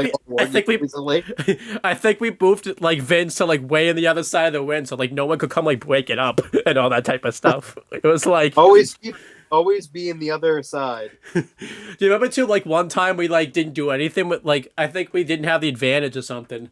Or like we had the advantage, but we just let like the other guys like just beat the shit out of like Vince while we like watched. I think it was on like our team or whatever. It was like, so fuck it. It's awesome. But yeah, I'm excited for Survivor Series like War Games. I think that's gonna be awesome. Do you think it's gonna be awesome? Do you think it's gonna be the worst professional wrestling show to ever grace the face of the earth? It could be the worst professional wrestling show on the face of the planet. I don't know. You really hate Battleground 2017. I feel like it's gonna be tough. It could be. It could top it. I don't think in your opinion you're ever gonna see a show as bad as Battleground 2017 again. No, I don't even think there could be. So, let's continue talking though. We had some other things that's been going on in the main roster that's unrelated to these PLEs we've been covering. One of the things is how the United States Championship's been doing in this whole picture. It's been very prestigious recently. Sami Zayn and Ilya Dragunov had brought back the United States Championship Open Challenge that John Cena introduced back in 2015. I really love to have seen it come back. Sami Zayn put on some banners with the championship with John Cena. He had one with Carmelo Hayes, Javon Evans he had one with, and then obviously Shinsuke Nakamura before it was interrupted, and then he lost it to Ilya Dragunov, and he's continued the open challenges. He's put on some really great matches with Johnny Gargano, both members of Fraxium. He had a great one with JD McDonough pretty recently. They're doing a funny storyline where he won't let Ciampa accept the open challenge because he thinks he's a jackass, which I think is really funny. I think the United States Championship has been very prestigious. I like that that's the belt that's being defended pretty weekly. I like the matches that we've been getting. I like that all the matches feel different. And I imagine once Ilya loses it to like a heel, the U.S. Open Challenge will go away. But I'm enjoying the Open Challenges. What do you think of them? I think they're nice. I like them a lot. I think it's going to be interesting going forward. And then we got to talk about AJ Lee won the tag team championships. Oh yeah, I was supposed to be talking about this actually. Fuck yeah, let's go. Fucking finally, someone says it. AJ Lee won the tag titles. Yep. That's their fucking name. I don't care what they say. It's AJ Lee. But yeah, they've been really good champions so far. I'm really looking forward to seeing what happens in the future. I do feel like they're gonna lose them pretty soon, just because AJ's nearing the end. But yeah, I've really enjoyed their tag title run so far. Yeah, I've liked their team. They make a really good team together. They defended them against the New Day. Hope they don't lose them against the New Day because they weren't good champions when they had them. They were pretty awful champions. But yeah, they've been really good champions. They went on last week. But I think they're gonna be. They've been really good. I hope they can have a lot of good title defenses. Because the World Tag Team titles were looking real bad on Raw. Like the Judgment Day, never defended them for some reason. They just didn't. And then the New Day were even worse champions somehow. So hopefully, AJ Lee can bring back the prestige of the tag team championships, the men's tag team championships too, not the women's. Let's hope not. Well, people will get confused when I say AJ Lee. They may not know who that is. So they might know who it is though. So, do you want to take the next thing also? So it's Damian Priest and Aleister Black. The feud kind of settled down a little bit. It was an overdrive for a while. The Zelina Vega got involved. She ended up turning heel and joining up with her husband. But yeah, it's nothing's really been touched upon with them in a very long time. It feels like. Yeah. I wonder if they're kind of just waiting to kind of bring it back, but it feels like this is dead. Yeah, this feud was going on for a while before then. The last man standing match we thought was going to be the blow off, but then Zelina Vega joined up with Aleister Black, and then Damian Priest beat him up. I don't know if this feud's just dead because now the War Games and Survivor Series and the John Cena's last time is now tournaments taking up a lot of screen time recently, so they put this feud on the back burner. They've done a lot of promos and stuff recently. I think I talked about this legitimately the last time we did the show, though. It seems like it seems like Damian Priest gets stuck in feuds that last a long time. It happened with most of the time nothing happens in them. Yeah. It happened with the Finn Balor feud. It happened with the Drew McIntyre feud, and now it's happening in this feud. And I feel too, it took us a long time to get to that last man standing match. And like I said, nothing happens in the feud.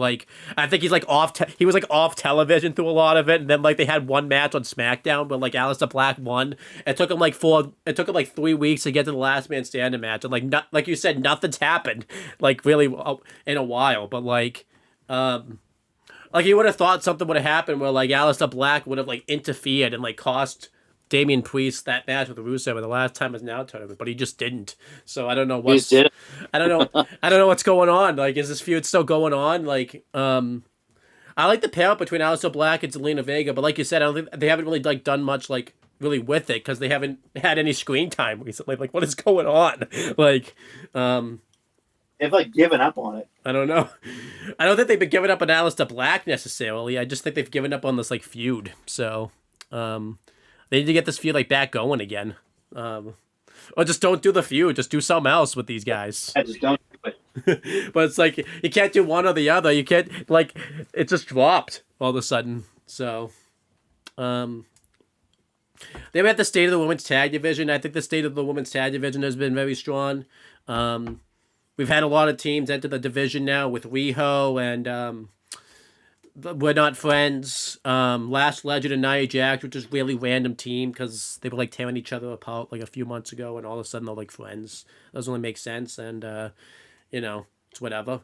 Did I ever tell you, by the way, in that tag title match on Raw where the Kabuki Warriors won the belt, you could see Last Legend, Nia Jax, sneaking up towards the timekeepers. They saw them show up all of a sudden. I'm yeah. And then so I knew I knew they were pretty much interfering in that match and everything like that. I even pointed it out to my cousin. I think Nia Jax and I obviously didn't know who Last Legend was, so I had to be like, and somebody else is sitting over there and everything like that. And yeah, that ended up being the case. And then that whole fucking that whole attack was just like Naya's tits just fucking popping out left and right. But yeah, I've enjoyed the women's tag division. I think that's probably the best the women's tag division has like been booked in a while.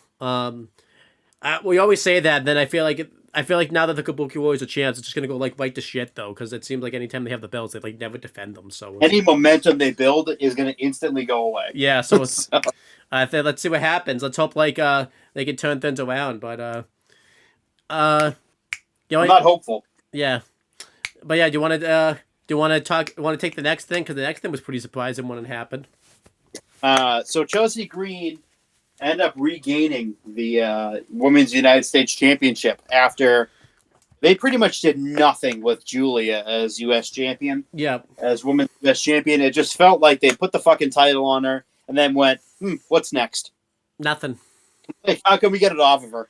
Like, they didn't think of like, okay, let's line up all these challengers. Let's have her do this sort of feud. Nothing. And then Chelsea just fucking wins it in fucking 30 seconds. I was like, okay, this is just insane. I didn't hate her winning it though. If it gets the belt on TV with Chelsea. Yeah, I don't hate her winning it either. But like, what the fuck was the point? Yeah, like she got the title for like almost 2 months and did nothing with it. They almost should have never even. She has been so irrelevant on the main roster. It's not even funny. Yeah, they almost should have never taken the belt off Chelsea Green like the first time around. That was like really random when that happened, and then it was extremely random, and they didn't know what the fuck to do. They just the booking just completely fucking fell apart. Yeah, and now it's like what's next? Like what the fuck is Julie gonna do? Because it would make sense for Julie to feud with Chelsea Green and go babyface, but that's fucking probably not gonna happen. It's just stupidity at its finest. That's everything main roster related. Anything else you can think about we have to cover? The only thing I can think of we haven't really mentioned is I don't think and it happened. We've done this. It's Jacob Fatu's off television right now. They did like a mystery attacker storyline with him where he got taken out by someone. We don't know who it is, and then obviously it was to write him off television because he needed to get surgery on his tooth, which is really weird. He's been off TV. He's been gone for a while for tooth surgery. I guess it takes a while to recover from, but they haven't brought him up. Facial surgery? I don't know what the hell it was. But, I think it was like his grill might have been fucked up because that was like something what someone said like that his grill might have been fucked up. So they're probably trying to fix that. And it's probably taking a while. But yeah, obviously, I don't know who the mystery attacker is gonna be. I hope it's somebody interested. It's not like Solo or like Drew because that would be really predictable. I hope it's someone that like it's pretty surprising. Maybe like Obafemi getting called up or like someone cool. Colin Delaney. You really want him? He's the one that's. That'd be awesome. James Ellsworth. I think James Ellsworth is better because Colin Delaney is like he looks like he's in wrestling shape. At least James Ellsworth looks, and he did it face to. He did it face to face too. It's not like he attacked him from behind or anything like that. He did it face to face. Ricky who? The guy who teamed up with Kevin Owens. And then Kevin Owens stunned him because Randy Orton was there. I don't remember that one actually. So it was a tag match, and it was Kevin Owens and Ricky versus I forget who. And Randy Orton showed up at the last second, and then he stunned him. I don't remember this at all, actually. Yeah, it happened. I'm surprised that you don't know because you know everything. When did this happen? I know something that you don't. I don't remember this happening. When did this happen? Like 2 years ago. I don't remember this at all. So yeah, it was KO was in a tag match versus the fuck was he? I forget who was. Are you making this up? No, I'm not. I'm dead serious. You're gonna have to send this to me. I don't remember this at all. So It legit happened. I'm not even kidding you. I don't know why I Not don't. like, I don't know why I don't remember this. Like, Wiki could be really. who the fuck did they face? I don't even remember who they faced, but there was What like, about those wrestlers that like Daniel Bryan and Eric? The like Smoky Mountain. They were like the Smoky Mountain like tag champions. oh, it was A-Town Down Under versus Kevin Owens and Ricky. Oh, now I remember this. Yeah, I remember this. See? Yeah, Now you remember it. because I was trying to remember who he was feuding with. It was A-Town Down Under. That's right. I do remember this now. Yeah, and then like And then Kevin like went over to because they called him over because they didn't think Randy was going to be there in time, and Kevin Owens went to the ropes because said he's here, and he went up to the ropes and he announced that Randy Orton was there, and then the place went crazy, and then he stunned Ricky, and then Randy Orton came out. I remember that. Yeah, I can't believe I forgot. I don't know how I forgot. I mean, a lot's happened since then, but It's very forgettable. I just saw it a few weeks ago. That's why I remembered it. So it just randomly popped up my TikTok like a few weeks ago. That's probably why I don't go on TikTok. So I don't remember. I don't really remember that much. So it's like that jobber, yeah, or Karrion Kross when he teamed up with Darren Young before the Primetime Players, and they didn't even give him a fucking name, and everyone just thought he was a creator. That's all. I remember that. Yeah, that I remember. That Karrion Kross. Well, like I said, that team that was the Smoky Mountain like wrestling tag champs or whatever. That Daniel Bryan, Eric Rowan beat for like those. Yeah. I don't forget who they. Oh no! The yo-yo champions or whatever.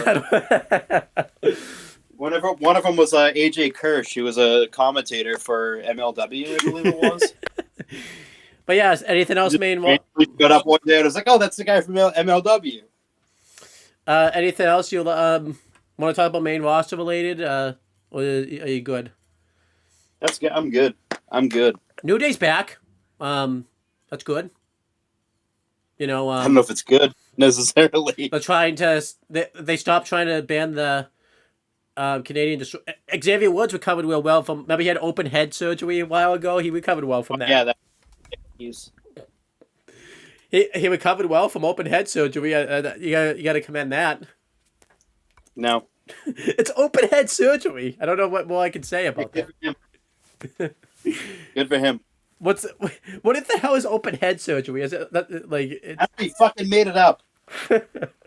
Doesn't your head already get open when you do surgery? Like it's surgery. So his head was up. But let's go over the NXT stuff. You know, NXT is a really good product. We want to make sure we cover that. So it's been a great product. It's the fact that 3 years ago I thought it was going to get canceled.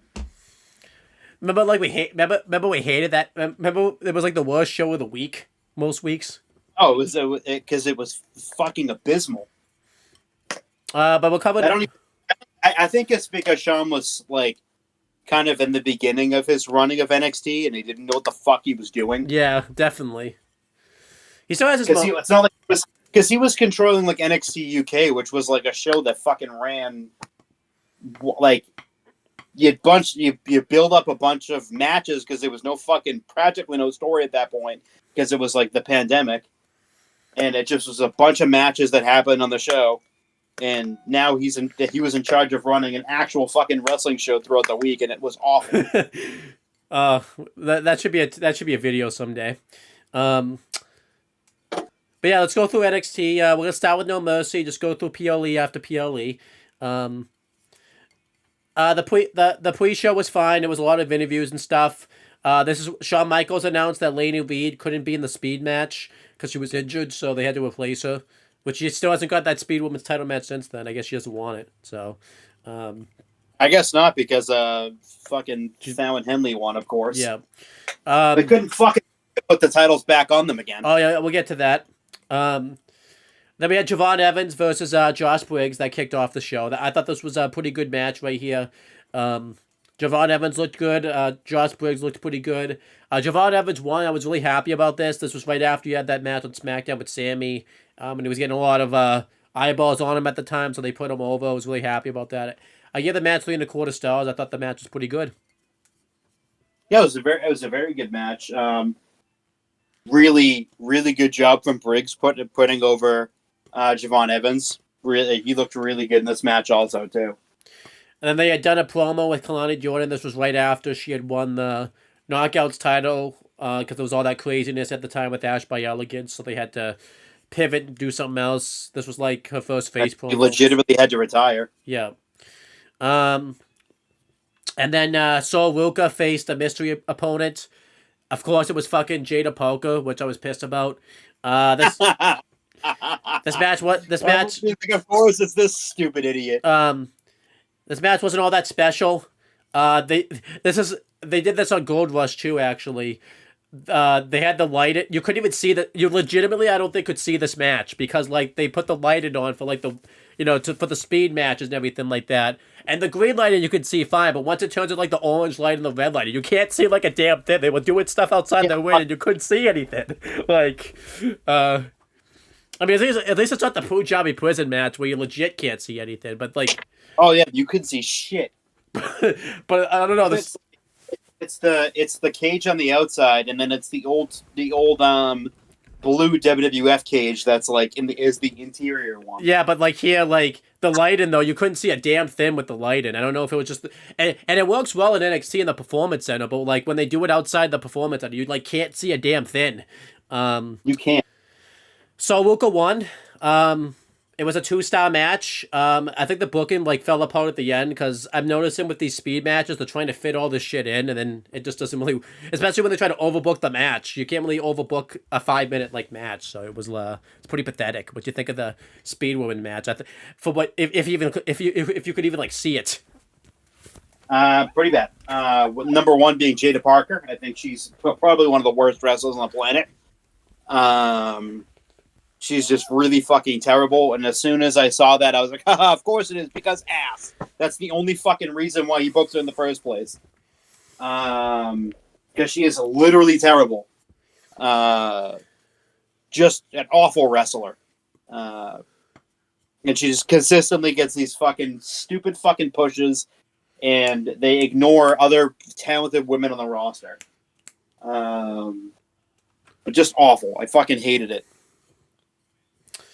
And then Joe Henry got interviewed. I don't remember what this was about because it was so long ago. It was pretty good though because it's Joe Hendry. Yeah, probably. And then we have Blake Monroe versus Jordan Grace in the weaponized cage match.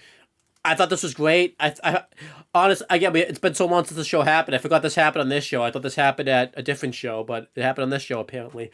This was a great match, very brutal cage match. Jordan Grace won 4.5 stars.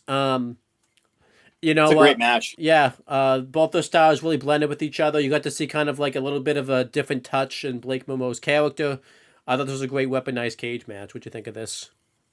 I thought this was a really, really good match. And also too, they kind of went off of this feud like really quickly too.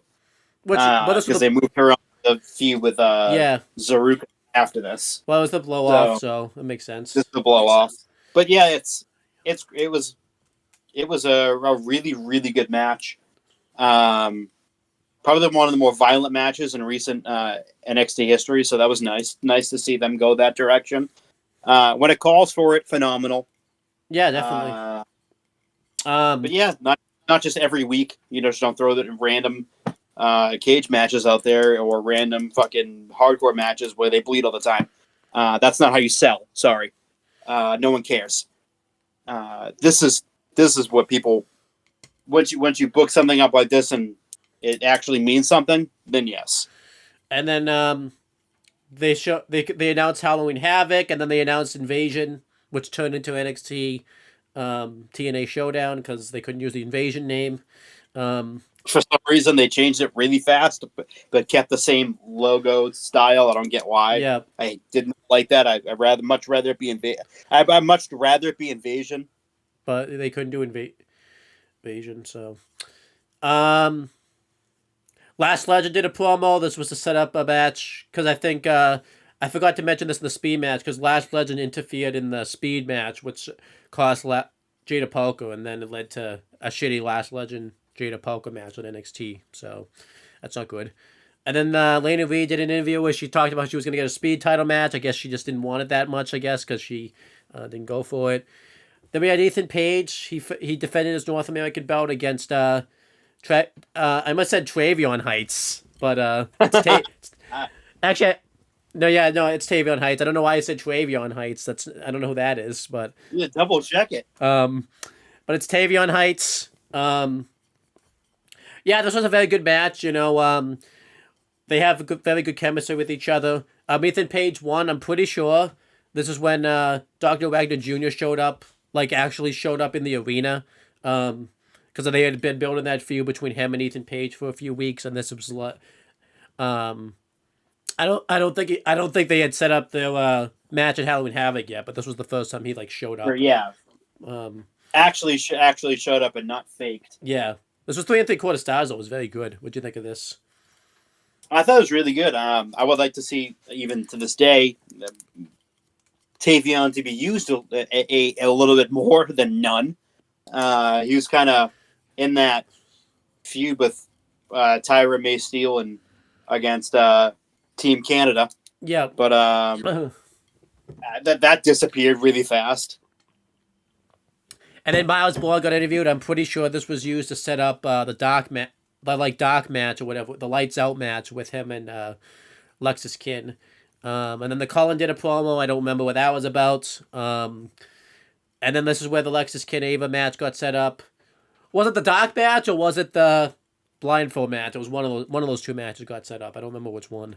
I'm pretty sure it was the lights out match because I remember. Probably the lights. Yeah. And then Lola Fice faced JC Jane for the women's title.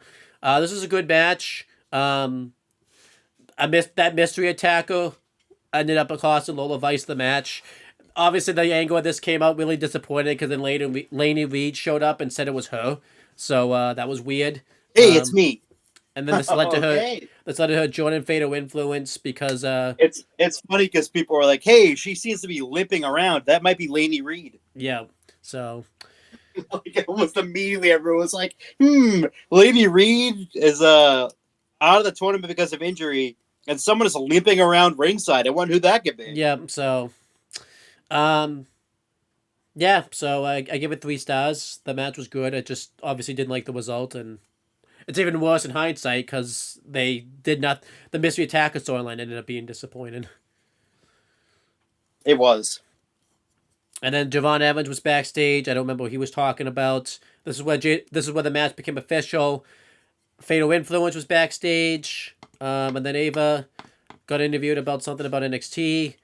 Ricky Saints faced Oma Femi for the NXT Championship. This match was fantastic. I really loved it a lot. Ricky Saints won, which was really surprising considering the fact that, no one really expected it. But I'm happy he won the championship. He's had a good one recently, which we'll talk about. I gave the match...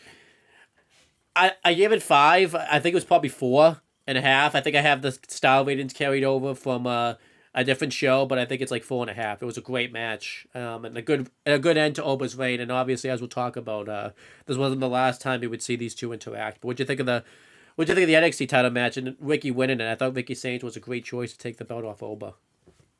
I thought he was a great chance too. Right from the start, I kind of felt like they were going in that direction. I really loved the choice. Ricky's been an awesome NXT champion. And that was NXT No Mercy. I thought No Mercy was a pretty solid show. I'll give it a B. I liked the NXT title match, the North American title match, Javon Evans, Josh Briggs, but something I could have done without was the NXT Women's title match and then the Speed Women's Champ. Oh, and the Weaponized Cage match was awesome too. So maybe I'll go B+. I think it's a pretty damn great show there. Yeah, I'd give it a B+ also. It was a great show. But now you're gonna take us through should I do NXT Showdown? Take us through Showdown, which winner takes all match for the TNA World Tag Team and NXT Tag Team Championships. Great match. The rest of Dark State was banned from ringside, as it was Deion Lennox and Osiris Griffin representing Dark State versus the Hardys and the Hardy Boys. And who won? The fucking Hardy Boys, as they should have, because thank God they did. Thank God it didn't last long. It didn't last long. Sucks. But at the time, amazing. Was a thrill of a lifetime. That completed their Grand Slam in terms of tag team championships. So that was kind of cool. Yeah, I really liked the match. Very good. Yeah, this was cool. I like this a lot. Hardy's winning was awesome. Again, it didn't last long, which is pretty disappointing. We'll get to that later. But I really liked it a lot. They really did. They did a good advert because they had the Dudleys / Team 3D out there ringside since they were going to be facing the Hardys that weekend in the one final table. So it was nice that WWE adverted that. This added a lot to that because now the match became both for the NXT and TNA tag team titles. And yeah, the Hardys winning was awesome. Loving the Hardys run that they've been having ever since they've joined TNA. They've it really reinvigorated their careers. And this was kind of nice because obviously we had a lot of instances where the WWE were getting all the TNA titles, so it was nice that TNA got to get one over on WWE. I'm pretty sure too the Hardys at this point had four tag team titles because they won the Hog Wrestling tag titles like that weekend, and then I'm pretty sure they had like another set of tag titles. Fourth Rope too is like a TNA affiliate. Yeah, so pretty cool. Just the resurgence of the Hardys have been really special, and I hope it can. I hope it can lead to. I hope we can see them do some things on the main roster. We like that a lot. Get a tag title one again. I saw someone. Someone said like, "Oh, what you can't call them the Dudley Boys and the Hardy Boys on TNA on TNA TV." And Bubba was like, "Well, consider the fact that it's Team 3D versus the Hardys. Why wouldn't they call them that? Like, why wouldn't they? It's their TNA. It's a TNA match. Yeah. So they should be called Team 3D versus the Hardys, not the Dudley Boys versus the Hardy Boys. Yeah, because that's not the two teams that are facing. It's Team 3D versus the Hardys." The cold open, by the way, they did for this show was nice, which showed like the history of TNA and NXT. I thought that was awesome. I don't know if you remember that, but it was great. Yeah, I loved it. Now is the Survivor Series style women's elimination match where Jordan Grace is the special guest referee, as she had ties to both sides, so she wasn't going to favor one or the other. Team NXT ended up beating Team TNA as Jada Parker got eliminated first. That's actually kind of funny that happened. I thought that was awesome. Yeah. And then they went on an elimination streak, and Mara Sade, Jakara Jackson. I don't know if I can say that name. I think it's Mara Sade or Sade, whatever the hell it is. Jakara Jackson, Cassie Lee, and Jessie McKay all got eliminated really quickly. I would say this too. They came out to the Iconics theme, which was very interesting. Yeah. I liked that a lot. A very nice touch. Another nice touch was they had Mackenzie Mitchell do the ring announcer for this match, which was a nice touch because she's like the TNA ring announcer, which was pretty cool. And she also fucked up at the end too, which I thought was really funny. Yeah. And then Lola Vice got eliminated because it was down to Kalani Jordan by herself. And then she eliminated Lola Vice, and then Sol Ruka and JC Jane were the final combatants. Whereas Sol hit the Soul Crusher and the Soul Snatcher, and then JC went and fucking just stole the pin. Yeah. And then they celebrated together after like staring at each other, just celebrated like with each other. That was really weird. But Team NXT won. I was okay with this Team NXT winning. Obviously the Team TNA team was really weird because no one was really a TNA original on that team. I think it was just... None of them were. Yeah, but obviously I think that week TNA's roster and the women's side of things took a big blow because Masha Slamovich is gone. Well, I don't think gone, but she's off TV for... I think her contract officially expired. But she was, by that point. I think that was that same week all that controversy with her like went down, so they couldn't use her. And then Ashley Elegance had to retire that week, so they had to kind of they had to scramble a little bit to come up with somebody. Jakara Jackson being on the team was a really interesting choice though, just because like she had just left NXT not that long ago, and now all of a sudden she was with TNA. It would have made more sense if like they put Last Legend opposing it versus Jada Parker, but Sean just can't quit Jada Parker for some reason. But Ass. I did like the storyline they told throughout the show with Jordan Grace and Joe Hendry. The Joe Hendry one really stuck out because like in real life he was like leaving TNA and going to NXT at that time. So that I like how they blended the storylines together where like they didn't know the affiliations with what brand, so they just made them the guest referees and everything like that. So, and I guess in hindsight, this kind of was a way to set up Kalani Jordan's terrible heel turn that ended up happening. So, because Yep. yeah. Which is funny now, is because Carmelo Hayes is now a face. Yeah, so now they just switched. I thought this match was great. I'm pretty sure that, from what I remember, the match falls apart at the end. Like, it gets really sloppy. It does, because Mackenzie Mitchell and fucking she says like the winners are Team TNA, and I'm like, what the fuck? Yeah, they didn't win, so I was like, that was bizarre, and I was like, did she just spoil the finish of the match? But she didn't. But I'm pretty sure there was like a lot of people starting fucking things up at the end and everything like that too. So yeah. Now we have the North American Championship match. It was Ethan Page versus Mustafa Ali. Really, really good match. Yeah. Mustafa got a nice little hope spot where it looked like he was gonna win the North American Championship. It was very close. But then he goes up to the top rope after his little spill over the announce table, and his foot got caught up in the on Booker's headset, so that kind of distracted a little bit. He's trying to get it off, can't get the headset off, and it ends up playing into Ethan Page's favor, and Ethan Page wins. I thought this match was really good. Also, nice little touch too. It went from his WWE theme to his TNA theme in the beginning, which I thought was a really nice touch. Also, yeah, I like how he got screwed over too. That fits his character, like in TNA, where he always thinks he's getting screwed over, and he actually got screwed. I also think too that kind of set it up for another match that they also didn't capitalize on.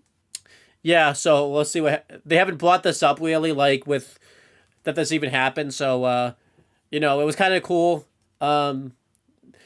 I like the fact that they brought this up, like that Mustafa Ali was supposed to have a North American title match before he got released. So I'm glad that they used that opportunity to tie this up and everything like that. I'm pretty sure after this was when they set up the Dr. Wagner Jr. match, at the Day of the Dead match or whatever. So, but yeah, Ethan Page has been a really good North American champion. I like the fact that he defends the belt a lot, and all of his opponents that he has, like, largely makes sense. Like, he's not just defending against, like, random opponents that don't make sense either, type of thing. So, poor guy, though. He's got to defend the belt against, like, everybody, though. Like, he thinks he's going to get, like, he thinks he's going to get, like, a break, and then all of a sudden, like, the next challenger, like, pops up out of nowhere.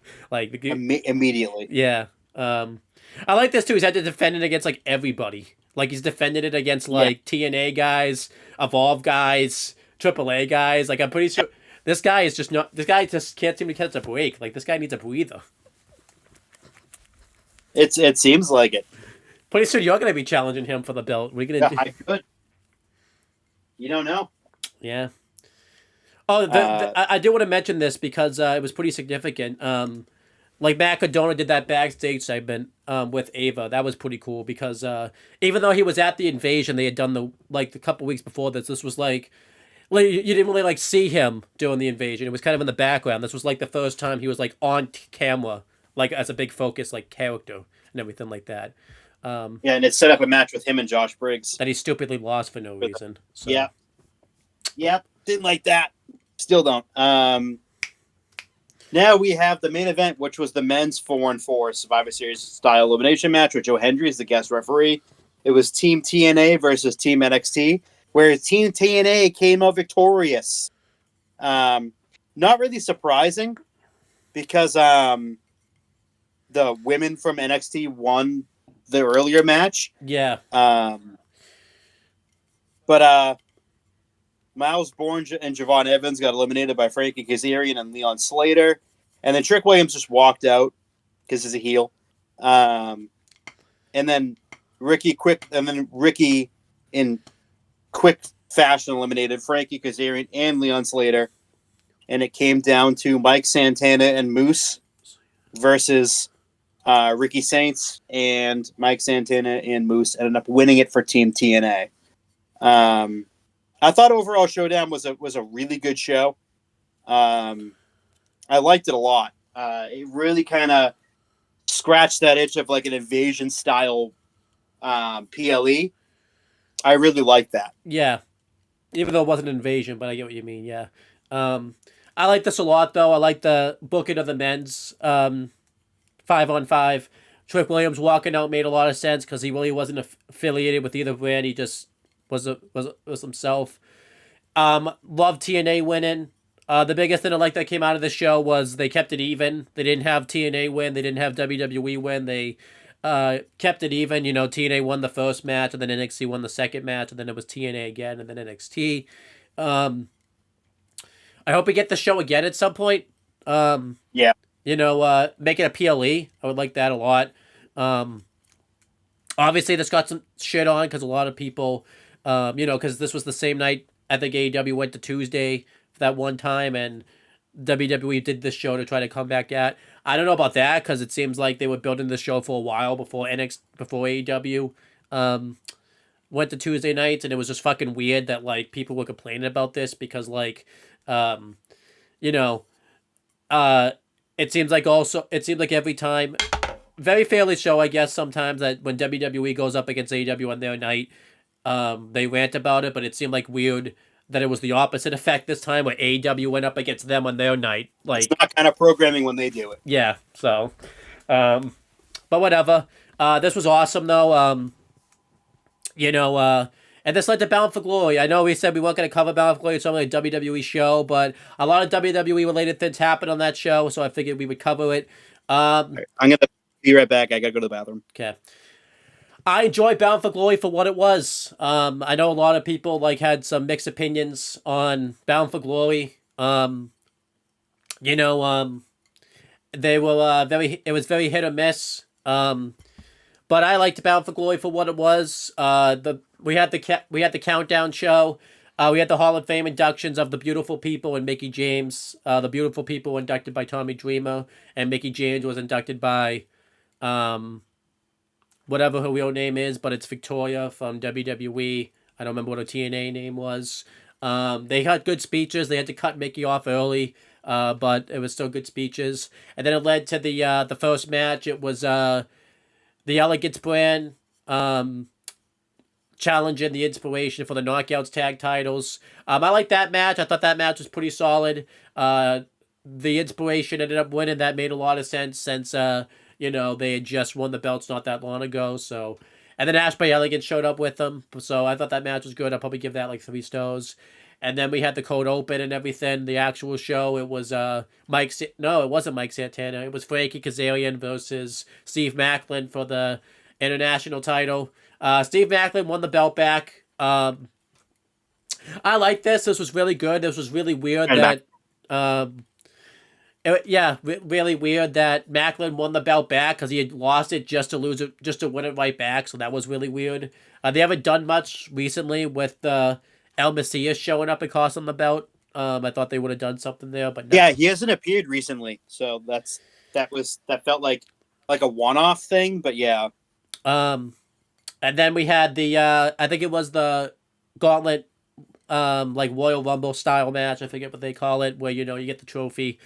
Good Gauntlet match. They did a funny bit where Frankie Kazarian took out like Jody Threat and then like took the spot for himself, and then Santino came in and they redid the Royal Rumble spot where Santino got eliminated really fast.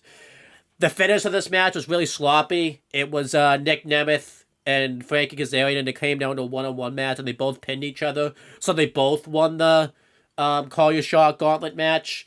So they both had the trophy, so they were co-winners. The finish really didn't need to happen the way it did. They should have just had Nick Nemeth win it since Frankie Kazarian won it last year. But whatever. I thought it was going to lead to a fun thing where they were both going to be co-winners and fight for the trophy. But as we're going to talk about in a few minutes, Frankie Kazarian is going to be gone pretty quickly. I actually missed. There was a match before this. It was Gia Miller versus Tessa Blanchard. Garbage, really bad. Not Gia Miller's fault. Tessa Blanchard wasn't. Gia Miller wrestles pretty occasionally, but Tessa Blanchard wasn't the person to have a first frequently. Yeah, and then they didn't. Tessa Blanchard, I think it had her tits done, so this was her first match back since then. So obviously, usually when a woman has her tits done and then has a match, so usually the match isn't the best because they have to get used to their body being different. And they were about to give Gia Miller like a hope spot, but then they had Tessa Blanchard just beat her with the roll of quarters, and then that was it. This match was garbage, and I'm glad they haven't done this match again like since. I don't know why they didn't just do a tag match with Jody Threat and Gia Miller versus Tessa Blanchard and Victoria Crawford. That would have made more sense, but they didn't do that. And then I'm pretty sure after that, at some point in the show, we had the X Division title match with Leon Slater and Javon Evans, a 5-star caliber match that unfortunately got ruined by overbooking. They ended the match early because the match went the time limit draw, so they did a 5-minute sudden death overtime that got interrupted by Dark State that were just there for no fucking reason. And they beat up Javon Evans and Leon Slater. Unfortunately, like a 4.5-star match that could have been 5 stars, but it was just overbooked by stupid time limit draw and then like Dark State interference. They should have just had Leon Slater just beat Javon. I don't know why they couldn't just do that. Then at some other point in the show, we had the System versus Order 4 in a Hardcore War, which is basically War Games except no cage. Really strong match, very brutal. Order 4 ended up losing when Eddie Edwards had a Boston knee party on Mustafa Ali. That's made a lot of sense that they were in Boston. That Eddie Edwards got the win. And then the Knockouts title match was Kalani Jordan versus Indy Hartwell. Pretty solid match there. Kalani Jordan won. This made sense since Kalani Jordan just won the belt. They're probably going to have Indy Hartwell win the belt at Genesis. They're probably just going to build to a better story, which I don't know now since Kalani Jordan just now lost the belt, but we'll see what happens. And then we have the NXT and TNA tag title match with one final table. The Hardys versus the Dudleys. I don't know if you've seen this or have seen clips of it, but I really liked how this match came together. I know some people have been pretty critical of this match, but I really liked how it came together. I thought, for the ages that they were at, they put off a really excellent match. And they pretty much, we did a lot of the stuff from the Rumble. Jeff Hardy took a really nasty swanton on Devon. I don't know if you heard this, like, Jeff Hardy wanted to go off the entrance ramp, but with how the entrance ramp was set up, like, Jeff Hardy couldn't do that, so they had to do the ladder spot. And stupid idiot. Jeff is so stupid. Yeah, but the Hardys won, and then afterwards, Team 3D gave them their boots, so they retired, which is pretty sad, considering the fact that, like, the last of that, like, Attitude Era tag teams, like, pretty much out the door. I think it's just the Hardys and, like, Edge and Christian left. But I guess, that's the only two because, the Dudleys, because Bubba had been doing, like, single stuff for a bit. That's the thing. I don't know if Bubba's retired. Devon is definitely retired. I think Devon's 1,000% retired, but I think both of them are now. So we'll see what happens. But have you seen One Final Table? I really liked One Final Table. I thought it was awesome. I saw a little bit of it. So yeah, it was great. And then it was the main event. It was the TNA World Title match. And I was going to talk about it in a little bit too. Jericho's got some things to say about One Final Table that it was pretty interesting. But he's got a lot of things that are interesting. We had the TNA World Title match. It was Trick Williams defending against Mike Santana. Mike Santana won the belt. This match was excellent. Really happy Mike Santana won. I mean, obviously, as we're going to talk about, unfortunately, it wasn't a long reign, but this was absolutely the right time to put the belt on Mike Santana. Really happy for him because, he worked really hard to get clean and everything like that. He got to hand the belt to his daughter, which he was happy about, and it felt like a good moment. But I like Bound for Glory for what it was. It's not one of the best TNA shows. I think a lot of people really crapped on the show for some fucking reason. Like, cited there was a lot of drama that came out of it. I don't really see what the drama was, but whatever. But I enjoyed the show for what it was. And then it led to kind of what's happened with TNA recently since then. And again, this is kind of WWE related. So TNA went off the air for a couple weeks because I think they wanted to regroup, kind of get some things going. So the first show back was a couple weeks ago. And it was a live show too. It was at Full Sail, and everything was kind of looking good. It wasn't the best wrestling show in the world, but it was fine for what it was. The biggest things that came out of it was JDC Fandango announced he's retiring after Genesis next year, which is insane that he's retiring. I didn't even know he was in the business for as long as he was, and that he's out the door. He's also he's an older guy now, so yeah, so it's insane. And then they had teased the Desmond Xavier coming in, which didn't happen on that show, but it happened at Turning Point. And then the end of the show, it was Mike Santana defending the TNA World Title against Ryan Nemeth. And it was going along fine, and then Nick Nemeth was going to come out and cash in his Aftershock gauntlet, but then he got taken out by a mystery assailant. And then all of a sudden we had another NXT invasion after, TNA and NXT had put their differences aside. They had brought Ava up for that show, and Ariana Grace had come back. And then we had NXT invade, and it was Robert Stone, High Rise, Charlie Dempsey, Stax, and I think I'm missing somebody. And Lexus Kin showed up, and they attacked everybody. They injured Mike Santana's arm, and then Frankie Kazarian came out. He cashed in his Aftershock gauntlet, and he ended up winning the TNA World Title. Kind of sucks. Again, I think if Mike, this all would have been fine if Mike Santana had just won the belt. I feel like it kind of just ruined all that character work and all that build up they did for Mike Santana. I don't know why this happened. It seems like TNA wanted to give something for the fans to talk about, because usually TNA after Bound for Glory kind of goes into a little bit of cruise control, and they kind of just do the rest of their pay-per-views, and then Genesis is kind of the first thing back. But that's not what happened here. They took the belt off Mike Santana pretty quickly. I don't think it was the right decision. They could have done this later. They could have just done this in Genesis. I think they should have given Mike Santana just a little bit of the run with the championship. After they had spent all that time building him to win the belt and everything like that. They can be bound from this because he cut a pretty good promo on the Impact after Turning Point, and then he looked good in the tag match with him and Steve Macklin versus Nick Nemeth and Frankie Kazarian, but there was no reason to take the belt off Mike Santana. It just really didn't make any sense. And I thought kind of ruined this title win a little bit. What did you think of all of that came out of Mike Santana losing the belt and everything like that? It doesn't make any sense. I don't know why they were so quick to get the belt off when it made no sense. They built up everything with him, and all of a sudden they were like, you know what? We're just going to take the title off of him. Like, why? Why are they doing it so fast? When I saw that, I was like, that makes no sense. This guy's been a fucking soldier for you for the last number of months, carrying the TNA banner, putting on banger matches, coming up just short, fighting off NXT, and then you have him drop the fucking belt less than 30 days later. What the fuck? That didn't remotely make any sense. Yeah, and again, this was the first show because TNA's been off the air too for 2 weeks or whatever, which was stupid. Yeah. But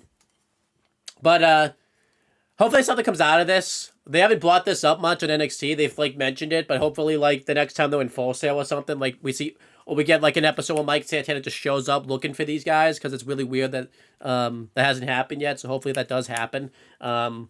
but we'll see. But yeah, they shouldn't have taken the belt off that quickly off of Mike Santana type of thing. But now we're gonna do Halloween Havoc, since that's a show that's also happened. Who's talking about that? Me or you? I forgot to. So Halloween Havoc is me. So, the first match was a interpromotional match. It was Javon Evans representing NXT and Leon Slater representing TNA versus the AAA duo of Mr. Iguana and La Parca. This match was really good. Love this match. Javon and Leon ended up winning, and I fucking love them as a tag team. I think that they've been a fantastic tag team, and I want to see more of Mr. Iguana, and I want to see more of La Parca. Yeah, I thought this match was very entertaining. It was really good stuff. Mr. Iguana's awesome. He's real money. I hope he can get. I hope we see a lot more of him and La Parca. I really enjoy. Obviously, La Parca made sense to be there because obviously Halloween Havoc was a big WCW name, and even though it wasn't this guy that was like there, but La Parca, that character, has been a big part of it. So, yeah, I enjoyed all of this. The next match was the Day of the Dead match for the NXT North American Championship. It was Ethan Page and Hijo de Dr. Wagner Jr. Ethan Page ended up winning the match. This match was very good. Really, another really good match for Ethan Page. Like, he has a lot of good chemistry with these AAA guys. And yeah, Ethan Page has been a great North American champion. Ethan Page is just thriving in WWE. Like, it seems like you give him something that he can like sink his teeth into, and he'll just make it work. He's done that with his NXT title reign. He's done that with his tag team with North and TNA. He's done this with his North American title reign. I think I keep saying this. Like, it's crazy this guy was in AEW for like 2 years, and just how much they didn't capitalize on his appearances. Like, and you give him something, he's gonna make it fucking work. Like, what the fuck? What the fuck was he doing in AEW all this time? Like, it seems like he just nothing. It just doesn't. Yeah, it's crazy. It's just like, what were you doing? Like, exactly. Oh, that's awesome though. I really liked it a lot. And this. I don't know if you know this. They're having a rematch. I think December 20th. And but this time around it's for Wagner Jr.'s AAA Latin American Championship. So, hey, by the end of the year, Ethan Page could have 3 championships, and you don't have to like it, but you're gonna have to respect it. I almost said expect instead of respect it. So I just expect it. Why don't you say that? I just expect it. But you fucking idiot. Just expect it. But yeah, this is good. Next we had the NXT Women's North American Championship. It was Blake Monroe versus Zarya, who was the replacement for Sol Ruca. And if it wasn't already predictable enough, Blake Monroe won the fucking title, and she won the Women's North American Championship because Sol couldn't compete because they did a fake injury angle. Sean's obsessed with those. For some reason, they needed to have her lose the fucking title without actually competing in the match. Bizarre. Yeah, really weird. Just weird. I feel like I liked the match for what it was. I liked, Zarya just got in her own head and didn't really think she could do it. The spot was like, Sol Wilco had to like knock her shoulder back into place, was pretty cool. Obviously the turn's happening at some point. It looks like Sol Wilco might be the one to go heel now, and it's not Zarya, which I think could be an interesting dynamic. Because I don't really think Zarya has a reason to like turn. I think Sol Wilco has all the reasons to turn. So we'll see if they do something with that. Yeah, I like this match for what it was. I'm glad Blake Monroe finally won the North American title. I think she's been doing really well in NXT so far. I really like her character. It's been good stuff. Yeah, it's been good. Now we have for the NXT Women's Championship, we have Tatum Paxley with the Culling versus JC Jane with Fatal Influence at ringside. This match hurts so much to talk about with hindsight now. Yes. Tatum Tatum ended up winning and beating JC Jane, and it fucking didn't matter anyway, because she just ended up fucking losing the title anyways a few weeks later, because of course they need to put the fucking title back on JC Jane for some reason. Because if she doesn't have the title for more than a couple of weeks, John thinks that no one's gonna remember who the fuck she is. For some reason. And of course, the turn that I thought was going to happen in that match didn't happen, and it happened in the rematch, which was going to happen anyway. But yeah, just fucking stupidity at its finest and in NXT sometimes. I don't know what Sean's obsession is with JC Jane, but it's fucking borderline fucking weird at this point. She is pretty bad. It's just, yeah, I just don't understand it. Yeah, I don't get this either. Obviously, when this happened at the time, I was pretty happy because the belt was finally off JC Jane. But again, it just doesn't matter anymore. They just ended up putting the belt back on JC Jane in a really stupid way. Yeah, I just don't understand this. So, it sucks. It's not the show's fault. It's the later show that like ruined it. But this just really didn't matter. Yeah.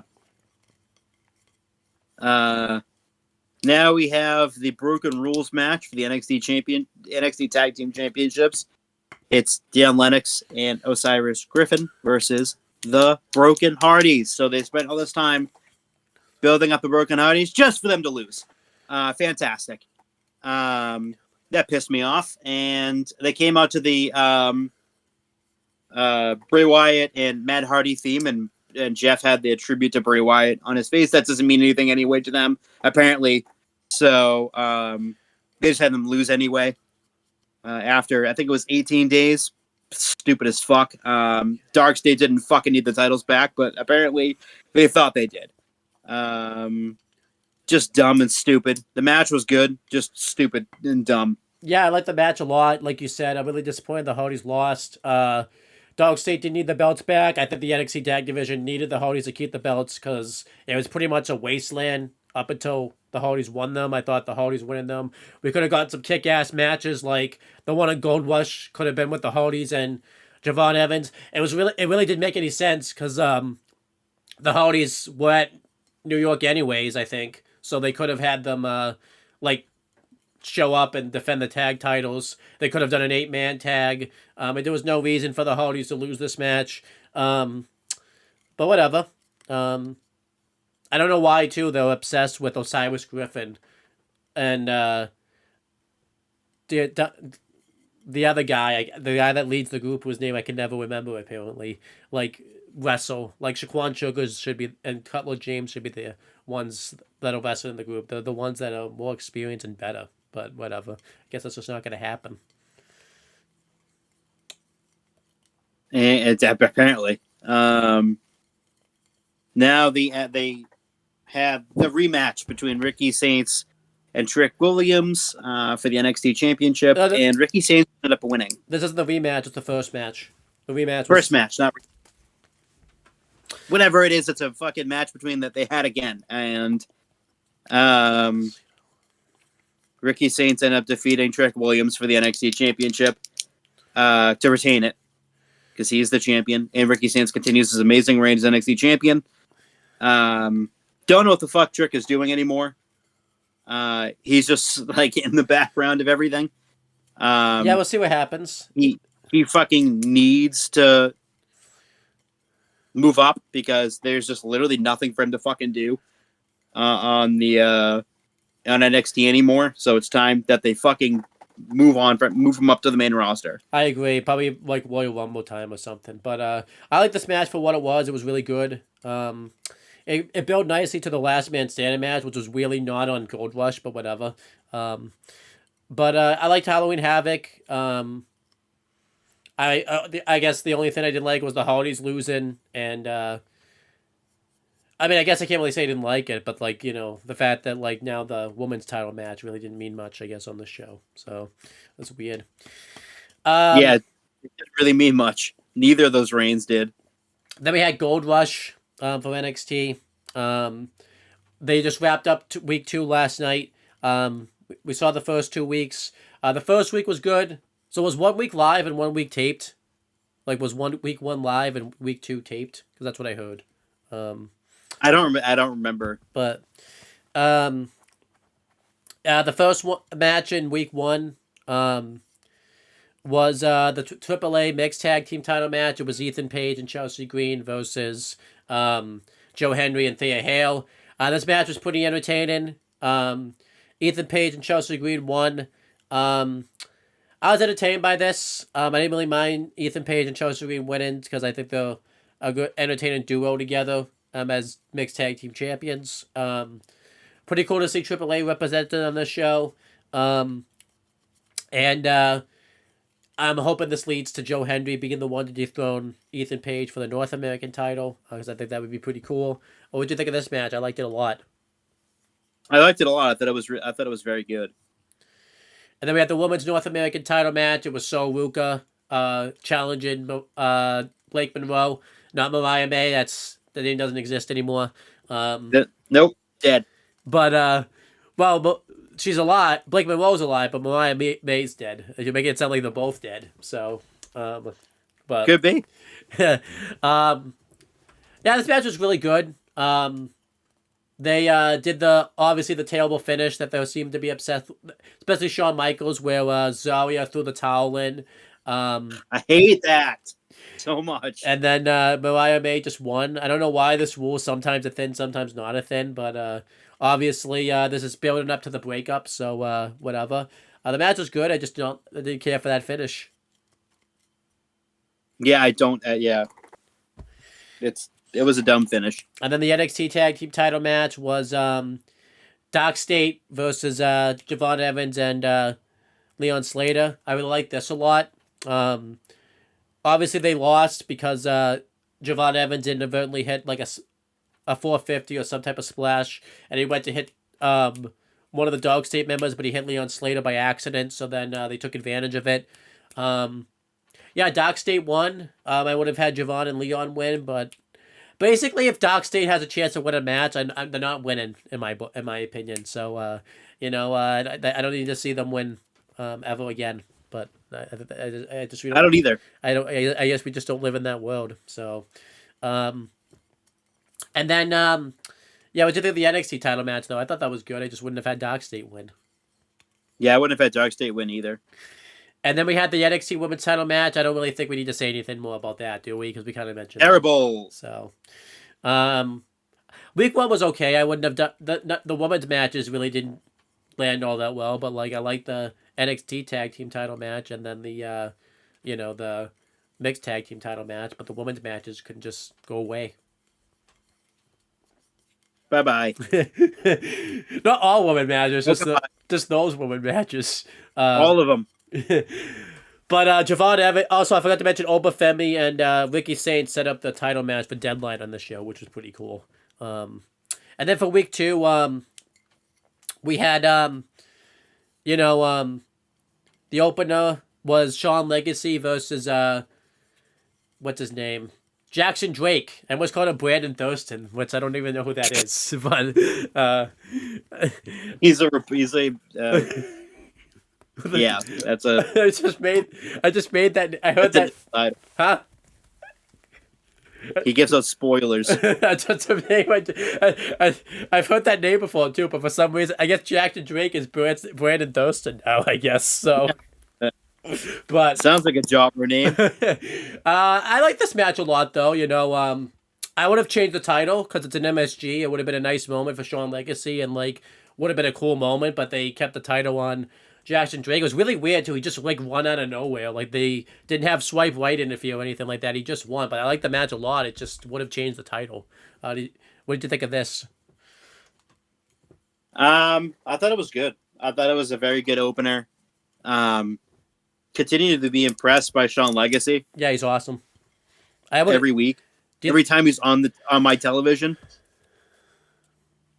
Would you have changed the title? Or would you have kept it on Jackson Drake? I would have absolutely changed it. That they built it up like that, like so. Yeah, but whatever. Leading up to it. And then we had the Speed Women's title match. It was Zarya facing Fallon Henley. Not good.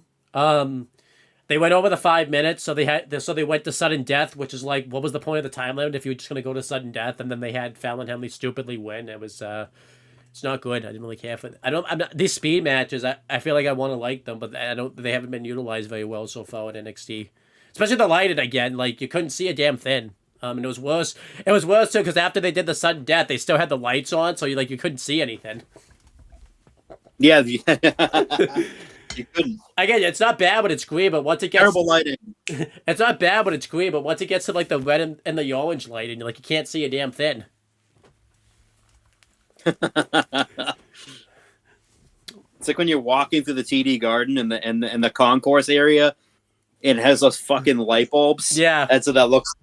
Those things fucking suck. Maybe those are the lights that are on doing the speed matches. They're putting those lights. Yeah, on. it looks like it. I was walking through there because I went to the Celtics game like last Wednesday and last Friday, and I was like walking through. I'm like, I can't even look up. I'm like, this is fucking. I can't. I'm gonna fucking be dizzy. And then John Cena announced the men's competitors for the Iron Survivor match. It was Joe Hendry, Leon Slater, Javon Evans, the winner of Trick Williams versus Miles Bourne on this show, and then Dion Lennox. I could buy he picked all the names except Dion Lennox. I think if John Cena had an actual choice, I don't think he would have picked Dion Lennox, but maybe I'm wrong. Do you buy all these names, or do you think there was someone he was forced to pick? I don't mind Dion Lennox. I don't think. Do you think John Cena? They're all really interesting names. I do like them. Do you think John Cena would have picked Dion Lennox? Though I don't buy that. I think he would. I mean, you're his biggest fan, so you know what he likes. He's got a little John Cena in him. And then I'll just say that because I don't remember when it happens. He picks the women's at some point. He picked Kalani Jordan, Lola Vice, Jordan Grace, Kendall Gray, and that's 4, right? There's one more. It's not Roxanne Perez because she's on NXT. So it's Lola Vice. Lola Vice, Jordan Grace, Kendall Gray. I'm missing somebody. I'm missing 2 people. So I'm going to see if I can get this. So it's Lola Vice, Kalani Jordan, Jordan Grace. It's not Blake Monroe because she's the North American champion. Missing somebody. It's not Thea Hale because they don't want to push Thea Hale. So Sol Ruka. Oh, okay. I don't know why I forgot Sol Ruka. So it's Sol Ruka, Lola Vice, Kalani Jordan, Jordan Grace, and Kendall Gray. I almost said Jada Palco too. That was my next pick. So yeah. I knew it wasn't Zarya. So, and I knew it wasn't anyone in Fatal Influence. So I only had one more chance. I probably could have got there if you'd given me the time, but yeah, I get by he picked all these names. John Cena. Do you buy he picked all these? Do you buy he would pick all these people? I would think so. Yeah. And then we had the triple threat match for the Knockouts belt. It was Xia Li, I forget what her TNA name is, Jordan Grace and Kalani Jordan. Thank God Xia Li wanted the belts off Kalani Jordan because she's having a terrible heel one that's just going to continue. And I'm glad that we don't have to see it on both shows now. So that's awesome. Yeah, I'm actually pretty happy about that. So, I mean, the heel one's still gonna be bad, but at least it's only on one show now versus 2, so that's good. And then we had Kendall Gray versus Lady Reed. Fatal Influence were banned from ringside, but then they showed up anyways, and then they got taken out by Ren Sinclair. And Charlie Dempsey came back really randomly. That was really weird. I'm glad he's back. That's good. And then Kendall Gray just won. I was happy about that. Apparently she should be on the main roster though, according to Dave Meltzer. I don't, but whatever. Yeah, that's he's not happy about it. But I like this. Good showcase for Kendall Gray. I'm pretty sure she's going to be off Evolve and on NXT full time soon. I think so. Yeah, but whatever. It's good. And then we had the main event. It was Trick Williams versus Miles Bourne. Miles Bourne won. Booker T wasn't happy about it. He was making a lot of excuses for Trick Williams. Booker T was really weird on the show. Like, in the opening of the show, I wanted to mention this. Like, he was commenting about Vic Joseph's haircut. Usually when a heel announcer, like, says that, they'll just, like, say, like, they don't like it. But Booker T actually, like, said on camera, it sucks! And, like, kept, like, talking about, like, he, like, went into, like, it was so odd. Like, Booker T was, like, wonderfully, like, weird on the show. Like, he was so weird. Like... Well, Booker's a fucking freak, so... I think Black Snow came out on Gold Rush at some point, a couple points. So it had, yeah, it did. What did you think of? What did you think of Miles Bourne versus Trick? I thought it was kind of weak. I thought Miles Bourne versus Trick Williams was good, but just good. I thought it was fine. Yeah. What do you think of Booker T on this show? He was weird. He's a fucking weirdo. That's why. But yeah, continuing. Let's go. Anything NXT related you want to talk about? I think we've covered everything NXT related. No, I think we covered it. Let's go through Evolve now. I'll talk about Secession real quick. Evolve. But that was the first Evolve special. Came at a really weird time because it was right after all the releases had happened. And all the tapings they did, I think most of the release talent were like on it. So like Stevie Turner was still there and all the other talent.